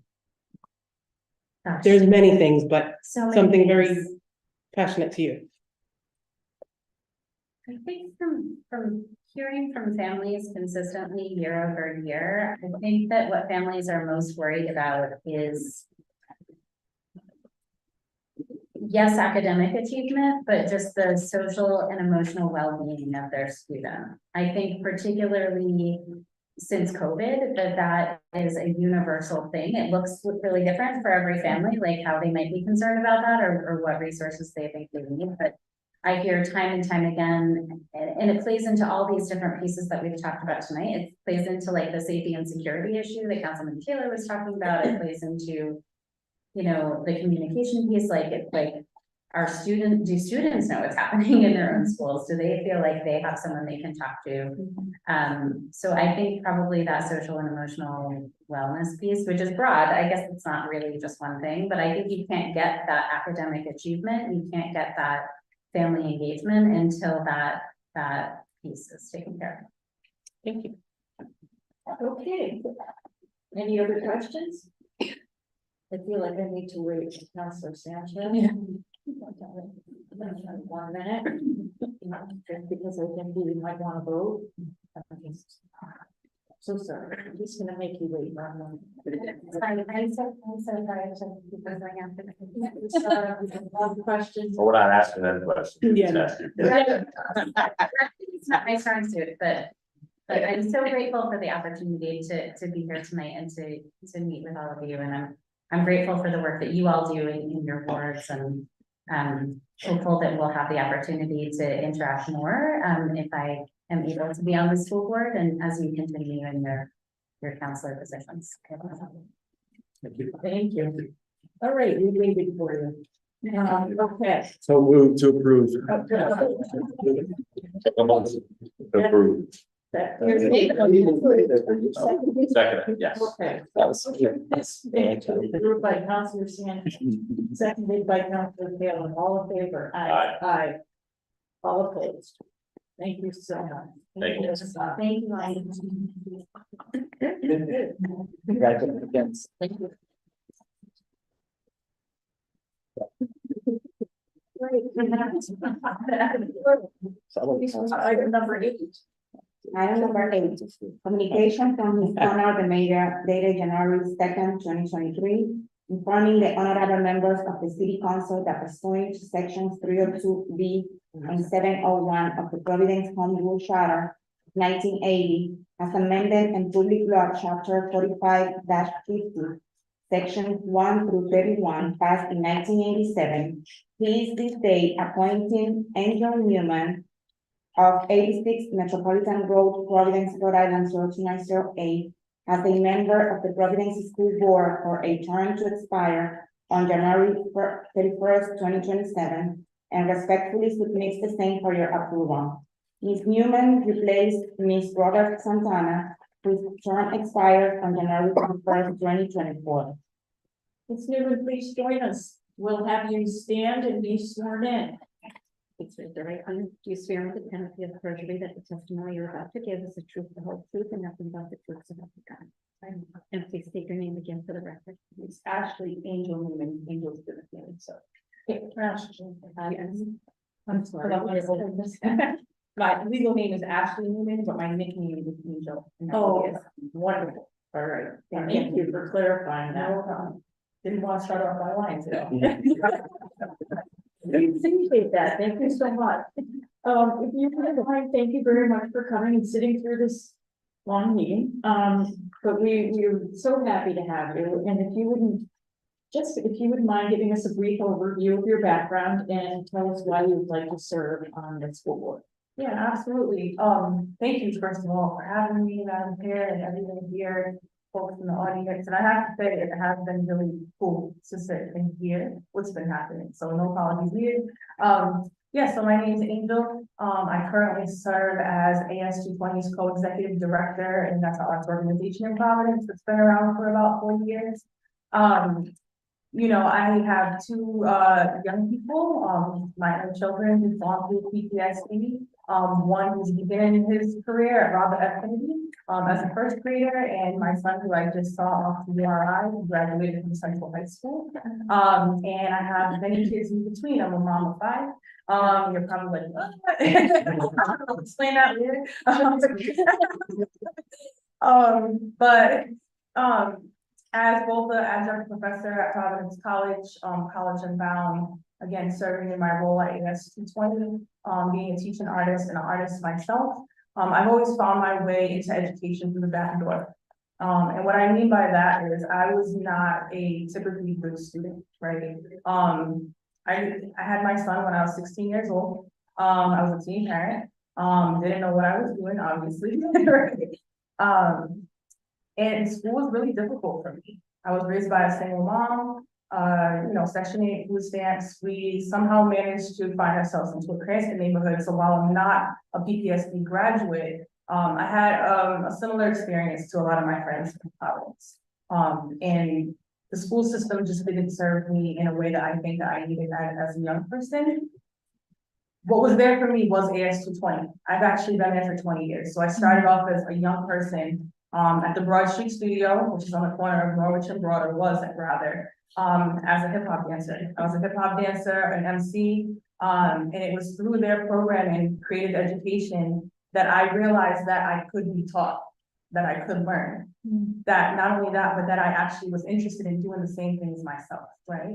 But it took, that spark happened outside of a traditional educational space. And what makes me really excited to serve on the school board is that I think for me, I realized that I asked myself over the years, like, why was I turned off from education in a traditional setting, and why was I really turned on to it, alert to it in an out of school setting? And I think a lot of it has to do with climate and culture, and learning from folks who understand what it means to be culturally responsible, connection to community, and really thinking about the values that facilitate not only our classrooms, but our decision-making processes, the way that communities are involved.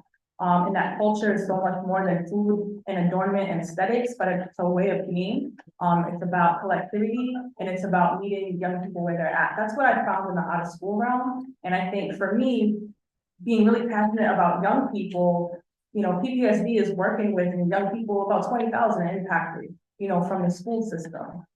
We have to get it right. We have to get it right. Our city's future is dependent on us getting it right. And I think, unlike some of my colleagues who have worked within the school system, and it's super important, I think I come at it from a different angle. I'm oftentimes in my role at AS 220 in our youth program, working with young people whose school didn't work out for, right? I'm working in the Rhode Island Training School with young people who've been locked up. I'm working with young people who are teen parents who have dropped out, who are on track to suspension, detention, in what we consider them failing, when really I think it's us failing them, right?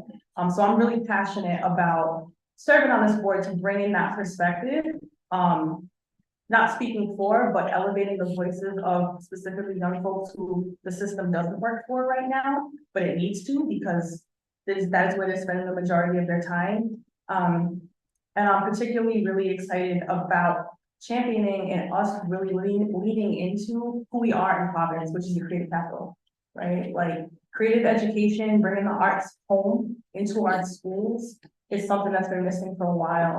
And while I don't have a saviorist mentality, I'm not, as Melissa said, like a one-woman show. I think it's in people's innate humanity to be creative. I think we need permission, and I want to bring some of that tenacity and some of that creativity into the school board. Excellent. I'm gonna open it up for questions. Who would like to start? Yes, Councilor Taylor. I'll just start with a couple of questions. First of all, thank you for applying. And as a teen parent, you've come a long way to reach and I'd like to congratulate that for that, because you are going to give a different of other people, because you've lived it. And plus you're a Providence College alumni, which I'm Providence College. But and also you're over at the West End Intruders, so I want to ask you first, what do you think of the field over there? That's a great question. So my time serving as a parent, a teen parent, that we then kind of changed into a parent coordinator. So like we do more than, big cupcakes, like we're coordinating transportation and all this stuff. I was actually there prior to the field getting done. right? So my son sort of graduated and went on to high school football the year that field was happening. I'm like, really? I just this good field? It's beautiful though, and I'm happy. I'm happy that people get to play on like some real turf and like a scoreboard. And it's pretty beautiful. And I'll ask you the same question. What do you think of SROs in the high schools? Yeah, not to keep on being like, what Melissa said, but I do think it was answered beautifully, like in a matter of SROs. I really do believe those closest to the problems have the solutions. And when it comes to our schools, they're not monolith, right? Like every school community is very different. It's very diverse. And SROs may be part of the community safety plan for one school, it may not be for others. Ultimately, I do think it's up to the school community, but I want to elevate that parents and students are part of that community, right? It's not just about what teachers and administrators think safety looks like. It also needs to very much include what parents and students think as well. And in terms of SROs, I think like other adults, their impact can be great. And vast, and it really is about all adults, including SROs, investing in meaningful, long-lasting relationships with not only students, but their families and building that trust. Because if that's there, wonders can happen regardless of if you have a badge or you don't, or what your actual title is. And I just want to elaborate why I asked that question. Because I'm a single father and I've got 2 boys, and my oldest boy would not have made it through without an SRO. I was on the fire department. And the SRO was Cindy Rodriguez, who's a great person, and she used to call me all the time because she knew my truck and say, hey, you working today? Why is your truck down at Kennedy Plaza? I'm like, thanks for calling me. And like, hey, the officer Cindy, yeah, get back. So if it wasn't for her keeping an eye on my son in that school, personally, for calling me, making sure, hey, your son's not here today, why is, days off, should see him, you know what I mean? So that's why I have a personal with the SROs. That's why I'm asking that question. That it's not just whether it's the police or whatever, but and my son will tell you, he wouldn't have made it without that and the teachers that were, because he wasn't a classical guy, he was a PCTA guy, because he was more hands-on. And that's it, I won't get it, but thank you. Yes, Councilor Angela. Thank you, Chairwoman. Angel, thank you so much for applying. I'm really excited that you're here and for everything you shared. So I only have just one quick question. Can you tell us more about, and then my fingers don't work. You were on the PTSD turnaround design team. Can you tell us a little bit about what you did? Yeah, absolutely. So that was prior to the world shutting down for COVID. So excuse me if my memory's a little bit. Yeah. A free and a post, yeah. Yeah. I mean, my experience on the CDT, the community design team was really positive.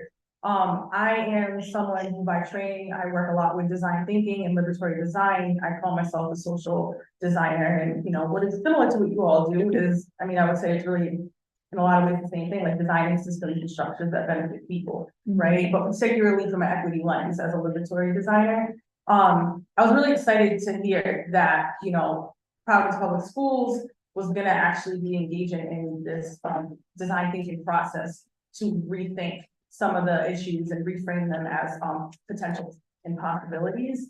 I was on the team that thought a lot about how to get community involved in the schools. Which was really exciting, particularly because I do believe that, not only believe, I mean, it's a fact, like there's so many youth programs, specifically youth art programs in our city who've been awarded from the White House over the years. We call like kind of a city, like a mecca of youth programs here in the city. So to be able to elevate their work and the work of other community based organizations and really think critically with my peers on that design team about how community can support the schools and the students and the families, it was awesome. We ended our time right from, I think again, as COVID was descending upon us, with a share out, a community share out at East Semester, where the community came in and checked out the design plans and we got feedback, and that ultimately went into the next iteration of those plans. It was a lot of fun, and I felt like if we keep the spirit of design and curiosity going with our community, this could be a cool model to not only use in the wake of a takeover, but just replicate over and over again. Awesome. Thank you. Yes, yeah. Thank you, Chairwoman. Thank you for asking that question. I was gonna ask some similar. I mean, yeah, I mean, I know it was quite a few years ago and the pandemic has occurred. It's still occurring. I mean, do you have any kind of like feedback, like looking back on some of the work that stop. Thank you for applying. I think you're an amazing candidate.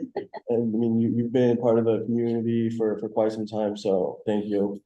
But yeah, I mean, going back, do you have any kind of like thoughts on the work that you did in that design team and kind of how it's played out the past few years? I mean, I guess with that question, what do you think some of like the major challenges with PPSD and how you being on the school board, you would like to influence some of those or help find solution to some of those challenges? Absolutely. Thank you for that question, those questions. I think regarding your question around the community design team experience and some feedback. I think for me, like my feedback is always gonna be, the outcome is always gonna be as just as the process was. And what I mean by that is, I think the design thinking framework is really important and can be a very useful tool to engage in community. I think though, when you're working with a diverse and new group of people and stakeholders, there needs to be some community building first, right? Like a tool and a process is not gonna save us. What is really important is to make sure that folks build trust and have relationships in the room. So I think some of my feedback to not only that process with PPSD, but anytime I'm doing design work with folks is that we really need to get in community together first. We need to break bread, we need to, I wanna know, like, do you have kids? Like, what are your values? What are our common values? Where do we differ? How are our identities showing up in space? What's our access of power and privilege? Because we all have both. Are we aware? And how does that inform how we're showing up to this process? I think some of that it's critical for that to be built into any design process, or else we're going to redesign and replicate harm if we're not aware of who's in the room. So that might be the feedback I would give for that. In terms of critical issues that I'm really passionate about and that I see as being place that PPSD needs to work. I mean, it's all over the news, but absenteeism is scary, right? Across the nation, we know that COVID is a big reason, like folks have dropped out and it's exposed like systemic problems that we've had. But I also think it has a lot to do with quality, right? It also has a lot to do with culture. Culture, quality, and COVID, I think, is a big reason why we're not seeing students stick or families making the decision, maybe to move elsewhere in terms of their young people's education. So I think for me, climate and culture is a really important piece that we need to address. We can't educate young people if they're not in the building, if they're not showing up to school. So we need to find a way to get young people to trust us again, to get families to choose us, and for them to stay, and for us to not only focus on like numbers, folks we touch, but retention, who is staying. Thank you. What are, do you have any comments, opinions, experiences with charter schools and kind of their role in the city of Providence? Yeah, absolutely. I was really excited to apply for this board because, again, the sheer numbers of students that are impacted by Providence Public Schools. If I'm not mistaken, around 20,000. I think it was up to like 24,000 a few years ago, and it's declined a bit, right? That is a huge demographic of young people. The majority of our youth are interfacing with PPSD, whether they stay in the school system or not. But we have to care about that in public education in this city and across the nation. We have to pay attention. It has to be number one because the majority of our young people are going through those systems, right? At the same time, charter schools, I think, work for some folks. And I wasn't sure if I was going to share this tonight or not, but my family is split as well. My two sons go to public school. They've gone to public school, and so will my youngest daughter, who's on track to go to Robert F. Kennedy as well. My oldest daughter had to go to a charter school because she was not going to survive in a large public school. It was not going to work for her. She needed something smaller. She needed something where teachers could understand some of the, without airing her business out, some of the stuff that she was going through in the culture and climate to address her experiences growing up. So even within our own family, like we've had to make different decisions for our youth. I came up in public school, so I always want to go the public route first. But just to be real, like even within our own family, even out of my 5 kids, they go to different schools because they all have very different needs. No, I appreciate that. And yeah, I mean, since we're giving our personal opinions on SROs, you guys want to share my thoughts real quick. I understand it's a touchy subject. But I would be doing a disservice to my community and especially younger population to not emphasize on the difference between feeling and actual statistical data-driven analysis to back up a certain public policy. And I just want to put that out there. I mean, the conversation with SROs is a lot bigger than one person having a positive experience. There's so much data out there that shows the prison, the school to prison pipeline, and the SRO's role in that. So I mean, I don't want to, definitely don't answer. It's not a question. It's just me as a public official making sure that conversation is as broad, but as specific as possible. So yeah. All right. Oh, Yeah, I do have one more, only because, I'm sorry. Yes. I'm gonna go there because I know what you were saying, but I'm gonna go back to my own son. He had an IEP and 504, 504 for a second, went to IEP. What is your opinion on the school system? I don't know if they have a 504 IEP, but we're going 15 years back at least. And I thought that I went and had the IEP done, the 504, the IEP. And he went actually ×2. And then he went to PCTA. He was at Reservoir, then ×2. He didn't really found out what he needed in the middle school. So what happened was we got the IEP, but he was in 9th grade. And I'm sorry, 8th grade. And then we went to, and I, had the IEP done and passed it out to all the teachers. And then when we went to 9th grade, like none of the teachers had it. And I was like, I go to a teacher conference, it was the same thing, David's talking to Miguel, and okay, is it anything different than David talking to Miguel? Like every time I went to a teacher, you what's and I'm like, do you have the IEP? And like, he has an IEP, and I'm like, so I don't know if you feel, I should ask Melissa that too, if you feel that that has changed, gotten better. I'm talking 15 years ago, so I really don't know. Right. So I appreciate that question. I don't personally have any experience with IEP, like that system. Other than the fact that I know many of the young people that we're working with at AS 220 do come with IEPs that don't transfer over necessarily to the youth program, because we're not an official school.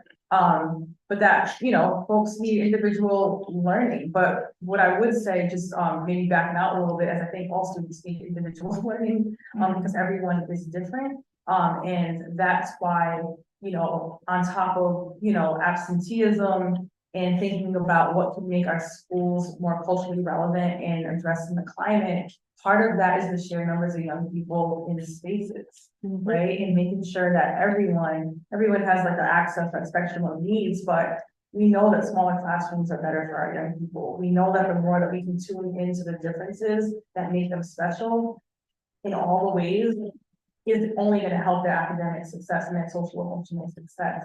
So I'm not, to answer your question directly, I don't have personal experience, but what I do know is that all young people in theory should have their own plans because they're all different.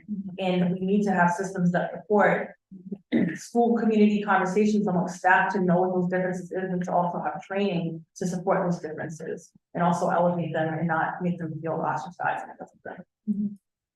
Great, thank you. Okay, all right, Councilor Gonzalez. Thank you, Chairwoman. I just want to say thank you for being a part of this process, and just for all that you do at AS 220. Obviously it's my ward, so I'm a little biased, but you have such a powerful story. You're such an inspiration.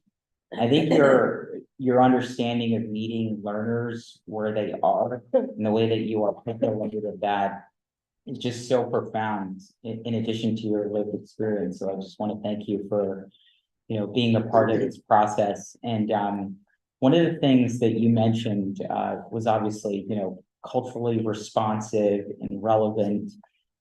curriculum and sort of modalities. What do you think, Providence as a school system can do to leverage, its creativity, something that you also spoke about, but also benefit students, particularly a system that's predominantly students of color, to be the best that they can be? And given your lived experience, how do you think we can continue to enhance diversity, equity, inclusion, and belonging in Providence Public Schools? Thank you for that question. I think a lot about this. I think when I was younger, it was a lot in me not having a total grasp, and I still don't, but just how structural racism works, right? And that's like the collusion of institutions that create disproportionate outcomes for folks of color, right? I used to just think it was so simple. I'm like, if schools would just not realizing all the different webs and connections that stifle schools from even making the decisions that they may want to make, but that they can't just because of policy, or the fact that we have primarily white women as teachers is not necessarily a decision that a local high school or a problem a local high school can fix on its own, right? They may want to have a more diverse teacher pool, but if that's who's going to URI, going into the teaching program, and then ultimately coming and applying for the jobs, you need people to teach your students. And quite frankly, those, women love their job and are passionate, and they should have those jobs. But I think what we need to do is be honest with ourselves, is that, our locus of control is really based around the schools and ourselves investing in professional development that can help to bridge the gaps between our professionals in space and the student body and their families. So one, I would say professional development is key, and not the type that we just go and like watch a couple of slides and then you never thinking about it again, but really learning from, I would say, primarily like out of school programs, whether it be art programs, community, violence intervention programs, some of our social justice youth organizations who do culturally responsive work, and learning from them, being in community. We're not asking that all personnel in schools have the same experience by any means, but to at least immerse yourself in the communities in which you teach or in which you have decision-making power, I think is really important. To that end, I would also say schools, and I don't know if this would be at the school or the district level, but I do think making it less difficult for community-based organizations to come into schools and do work. Because it can be hard. And I also get that. We want to keep students safe, and you don't want just like any old adults walking through your buildings, right? But there's a wealth of knowledge and experience in folks who maybe don't have teacher certifications, who might have never worked in a school, or might have a record. They may have a felony on their record. But there are so many life experiences and cultural ways of being that if brought into the school could absolutely help. And I also think, like I teach at PC, I teach a culturally responsive teaching class to grad students. I think even like that coursework, not just looking at, again, like how do we, culture is not just about aesthetics or celebrating holidays or, celebrating heroes. It is about that, but it's also about ways of being. It's also about understanding your students enough to know, do they come from a collective, kind of culture, or individualistic? Like, how are we communicating? What are the values that we're centering in our classrooms and in our schools and our decision-making processes, and making sure that our teacher programs have that sort of depth of instruction and curriculum as well, because you can't teach what you don't know.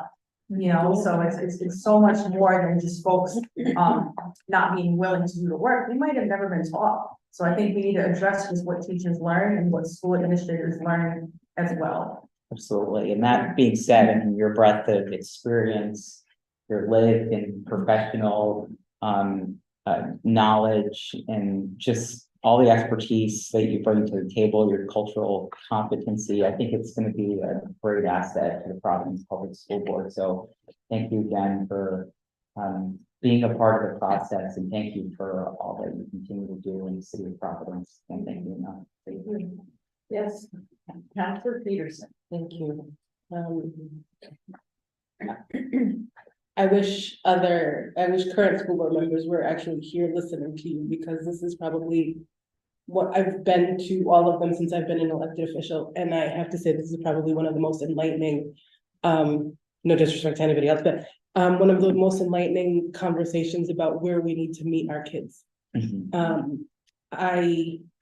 First off, big up to Robert F. Kennedy, Ward 14. What teacher does your son have? Miss Palpicho, shout out Miss She's wonderful. I can't say enough about the teachers and the work that's being done over at Kennedy, Vesey Street as well, but Kennedy teachers reach out and invite me into the classrooms, and I feel so fortunate to be able to do that.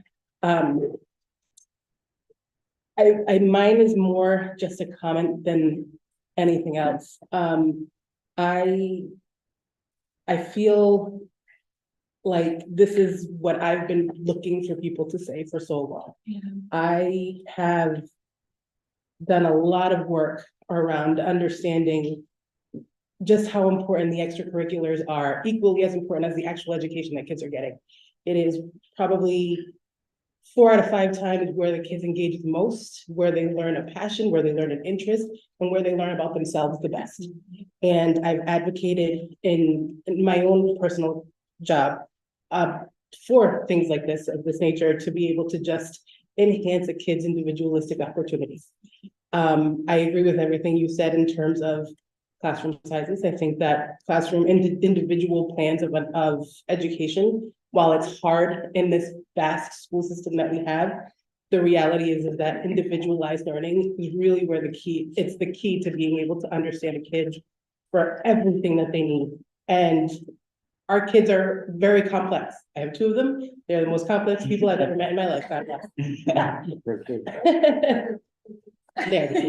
But in understanding them and their innate natures of who they are and who they're going to become, we need people to understand exactly what you've been talking about. So I just wanted to say thank you, because this is exactly the type of conversation that I've been looking for, to really understand just at what level we can advocate from that high perspective of school board, what we can do, because you understand it in a way that probably some of us don't. And I just want to say thank you. Thank you so much.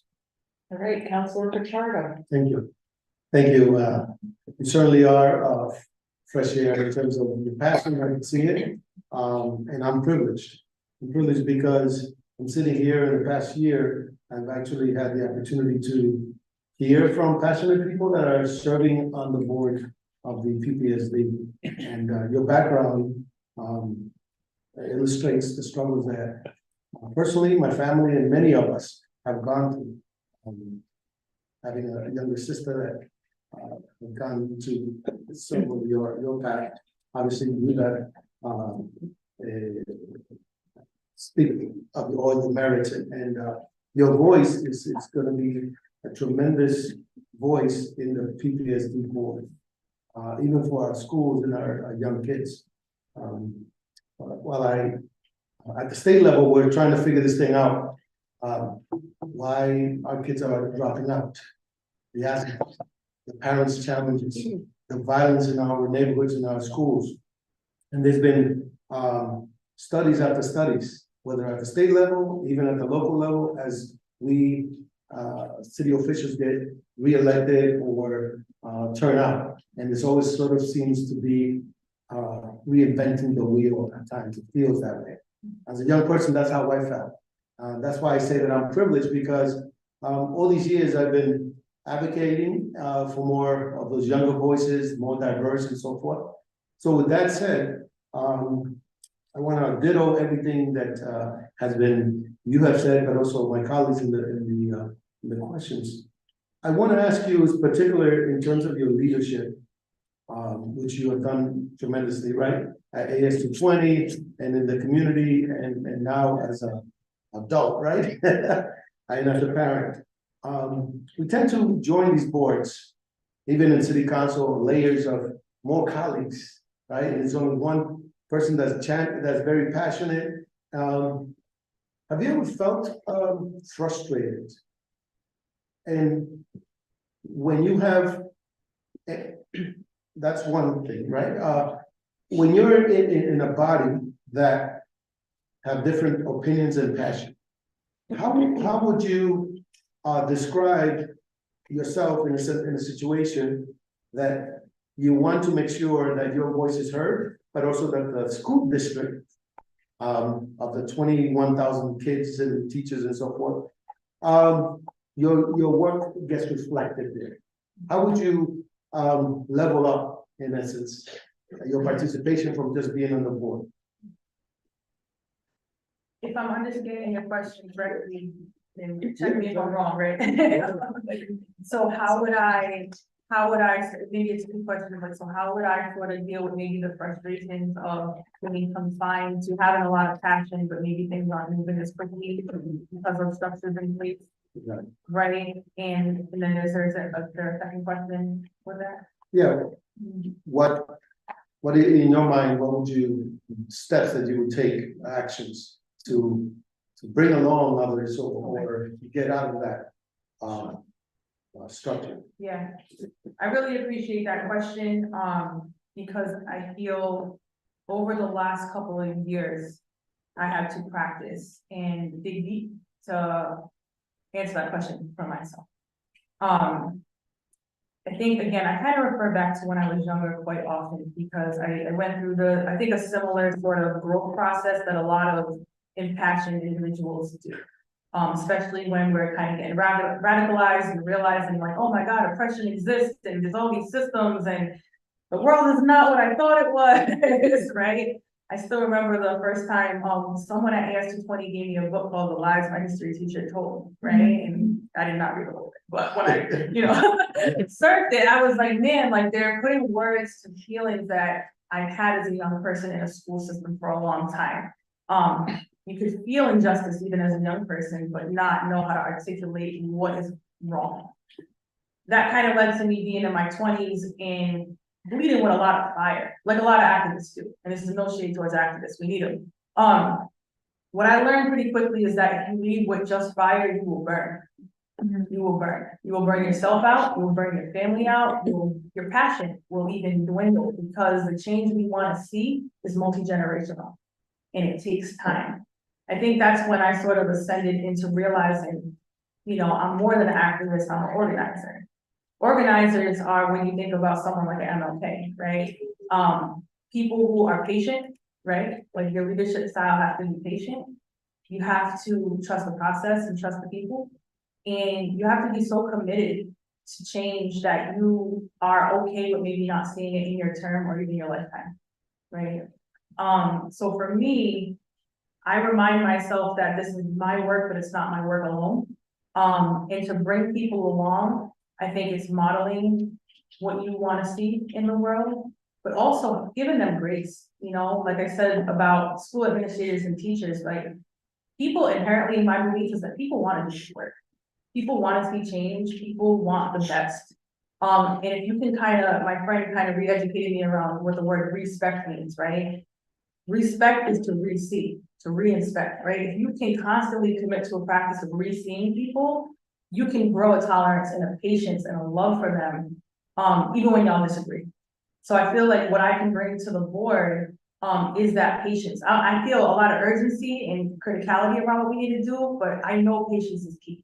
Patience, building, having trust in people, and also modeling the behavior I want to see, goes a lot further than yelling at people, making them feel belittled or telling them what they did wrong. Show them what they did right and help them elevate, right? And then in terms of bringing that on a district level, I think that the school board is really in a unique space where we can not only individually model what we want to see, but can we model community as a school board?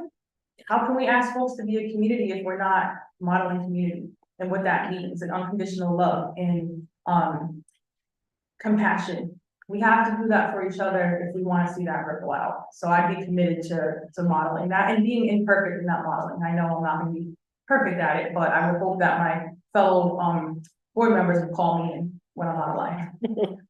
Thank you. Thank you. Wow. Very impressive.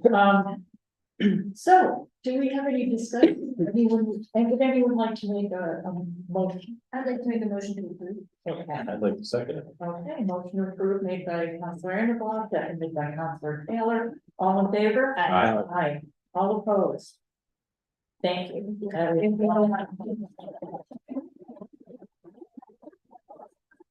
Okay, Madam Clerk, our final agenda item number 9. As you would read it into the record. Item number 9, communication from His Honor the Mayor dated January 2nd, 2023, informing the honorable members of the City Council that pursuant to sections 302B and 701 of the Providence Home Rule Charter of 1980, as amended and Public Law Chapter 45-50, Section 1 through 31, passed in 1987, he is this day appointing Michael Mina of 70 Stanford Avenue, Providence, Rhode Island, 02907, as a member of the Providence School Board for a term to expire on January 31st, 2027, and respectfully submit the same for your approval. Mr. Mina replaced Mr. Ivgeny, whose term expired on January 31st, 2024. Mr. Nina, am I pronouncing it correctly? Yes. So nice to have you, and I am so sorry it is 7:45, and it's still meeting, but I'm so thrilled you're here. We're gonna have you sworn in. Thank you. Let's get the right hand. Being sworn under the penalty of perjury that the testimony you're about to give is the truth, the whole truth, and nothing but the truth, so help you God. I do. And please state your name for the record again. My name is Michael Mina. Please have a seat. Thank you. Again, so sorry for the late hour, but we are determined. that you're here. Wonderful things you have to tell us, so if you could tell us a little bit about your background and why it is that you would like to serve on the board. Thank you, Councilwoman. Thank you for everybody for being here this late. We're in this together. My name is Michael Mina. I was born in Providence, but I was raised in the Dominican Republic until the age of 9 when we returned. I went through the ESL program, the English as Second Language. My parents came from the Republic working factories, barely beginning speaking English. I went to Mary Vardy Elementary School, Roger Williams Middle School, Central High School, and through the support of community members and family members and friends, I was able to graduate from Johnson Wales with an associate's and a bachelor's degree. And I was able to give back to my community. I wanted to copy that example of community leaders that supported me, from the volunteer works that I got to do at Urban League of Rhode Island or Chispa, the support I received from the Latino Dollar for Scholars and other agencies. Through the years, I've been able to collaborate with many local organizations, grassroots organizations, from coordinating workshops for parents through Temas Familiares or Parenting Matters in Spanish, where over 800 parents would come and their children would come, to collaborating with other local agencies that were outside of the Spanish-speaking community, like the African Alliance of Rhode Island, Oasis International, the CC, the Center for Southeast Asians. And through the years, I was also able to collaborate and be a founding members for the Community Health Worker Association of Rhode Island. I participated on projects for the Providence School, like the Rosetta Stone program, that was basically to teach parents English after school through virtual learning. That started during the pandemic, and that was a new initiative that we were able to push through and continue to do during that time. And I work closely with both parents, but also with the young people and the youth. I work closely with sports programs that cater to the youth, and I get to hear a lot of their concerns, their suggestions, their ideas, their desires, but also I get to hear the parents. I also get to hear from the community. So yes, that's a little bit about me. All right, yes, that's what The most important thing you did mention, that you live in Wardy. I'll let you go, because you're my neighbor, I can almost walk and take your house. So, I was waiting for it, but you didn't say. I didn't want to put you on the spot. I can do that because everybody who comes in for Wardy, I always have to consider that, and colleagues know that. You don't have. But thank you for putting into this position, and I'm gonna ask you the same question that I ask everybody else. What do you think of the SROs in high school?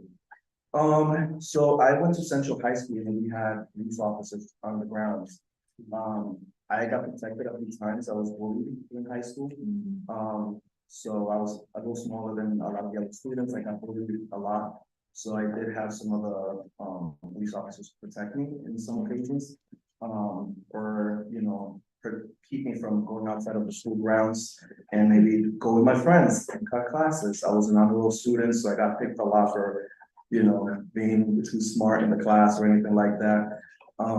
But I also see how some of my friends did feel some sort of intimidation. So there's different grounds. I think that, you know, there are ways to approach it. I was able to see both sides of the coin. I've had friends that ended up getting into a lot of trouble because some situations were not handled appropriately. So I've seen both the good and the bad side of having SROs in school. So for me, it depends really on the community, the school community that's there, and making sure that we hear the parents and the teachers to find out if that's really what they need there. I don't think we should, you know, make decisions for the parents and their kids and the teachers that are working there daily, you know, based on just what we feel might be the best, when there could be easier ways to approach certain situations that, you know, parents and teachers and students themselves can be creative in coming up with really good solutions that work for them. Okay, thank you. Counselors? Yes, Counselor Chan. Thank you, Chairwoman. And Michael, I've known you for a couple of years now. I mean, my quick just plug it. For me as a young Latino here in Providence, Michael is someone that's well respected and known in the mental health Latino community. And I mean, it's not a lot of males in that community. So I've had conversations with him for quite some time about different strategies and different programs and different needs that some of our communities have faced. So I just want to thank you for coming here in front of us, willing to take this step. I think it's a pretty awesome experience that you've gone through the system. You did your secondary education here in Providence, and now want to serve the school district that helped you succeed in life.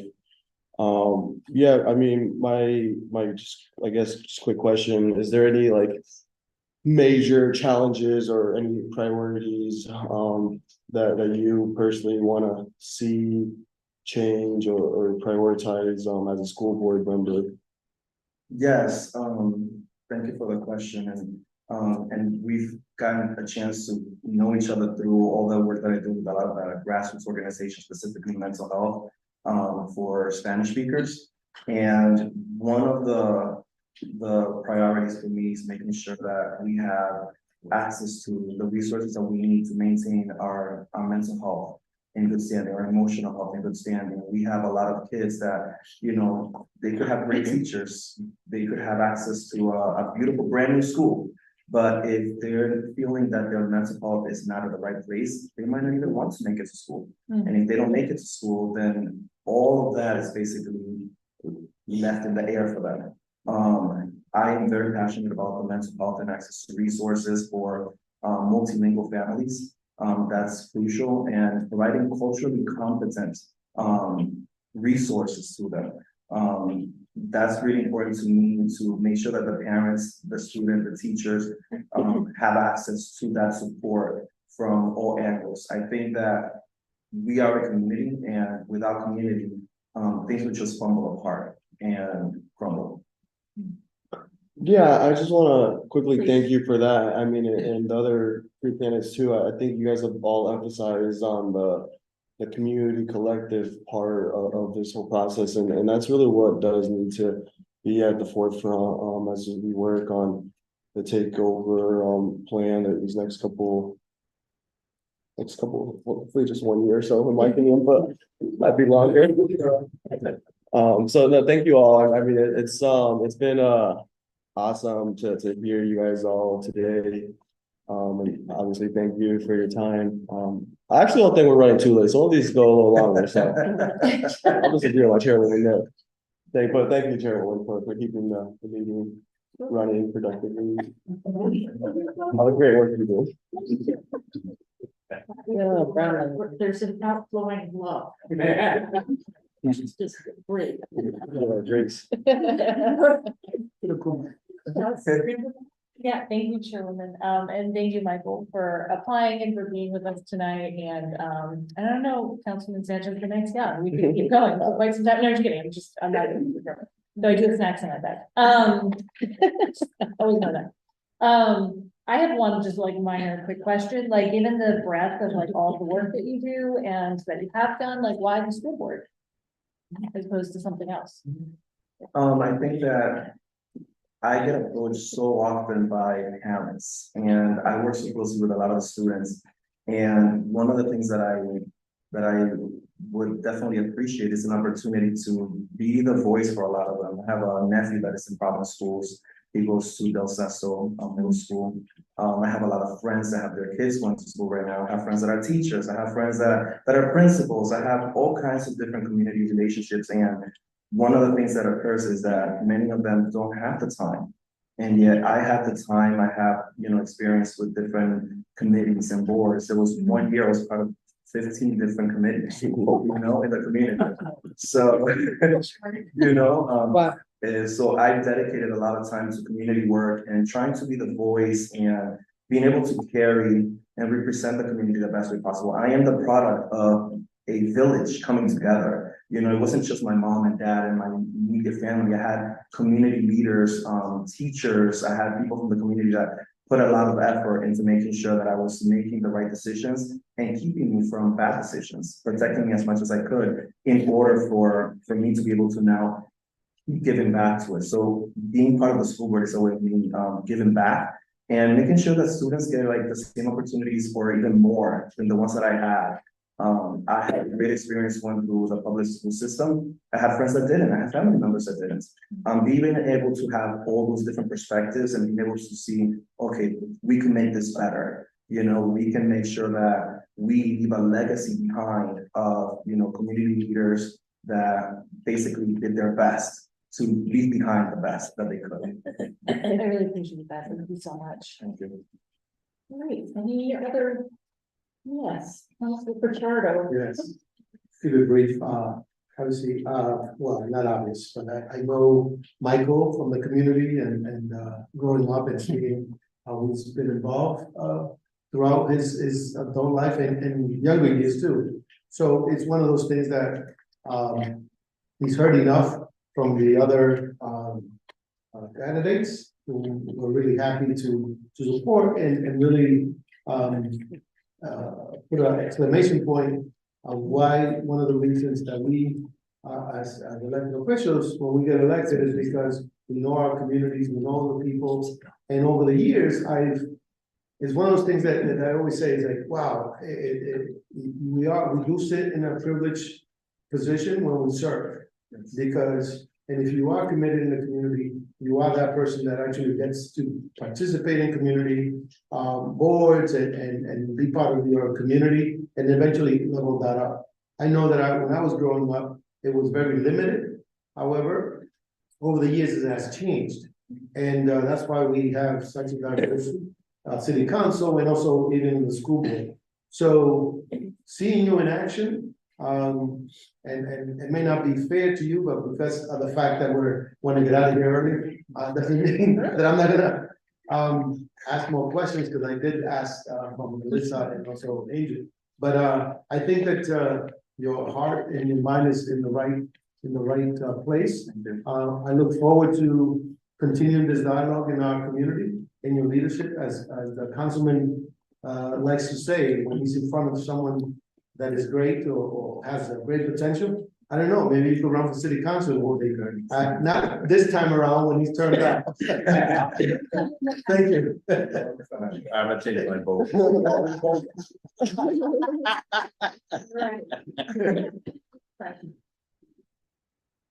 Any discussion, any motions? I make a motion that we approve. Okay. Yeah. All right, the motion to approve by Councilor Taylor, seconded by Councilor Sanchez, all in favor? Aye. All opposed? I have to thank all of you.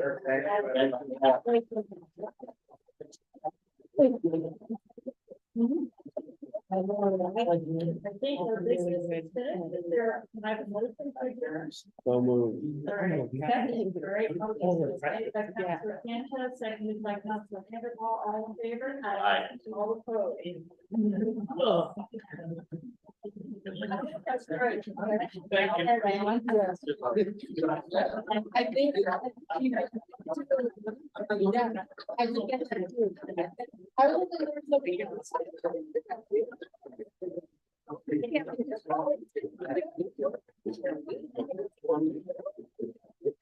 Somebody's like, my fire. We don't see you for what come out on that. I totally did. Pretty sure it's still in my car.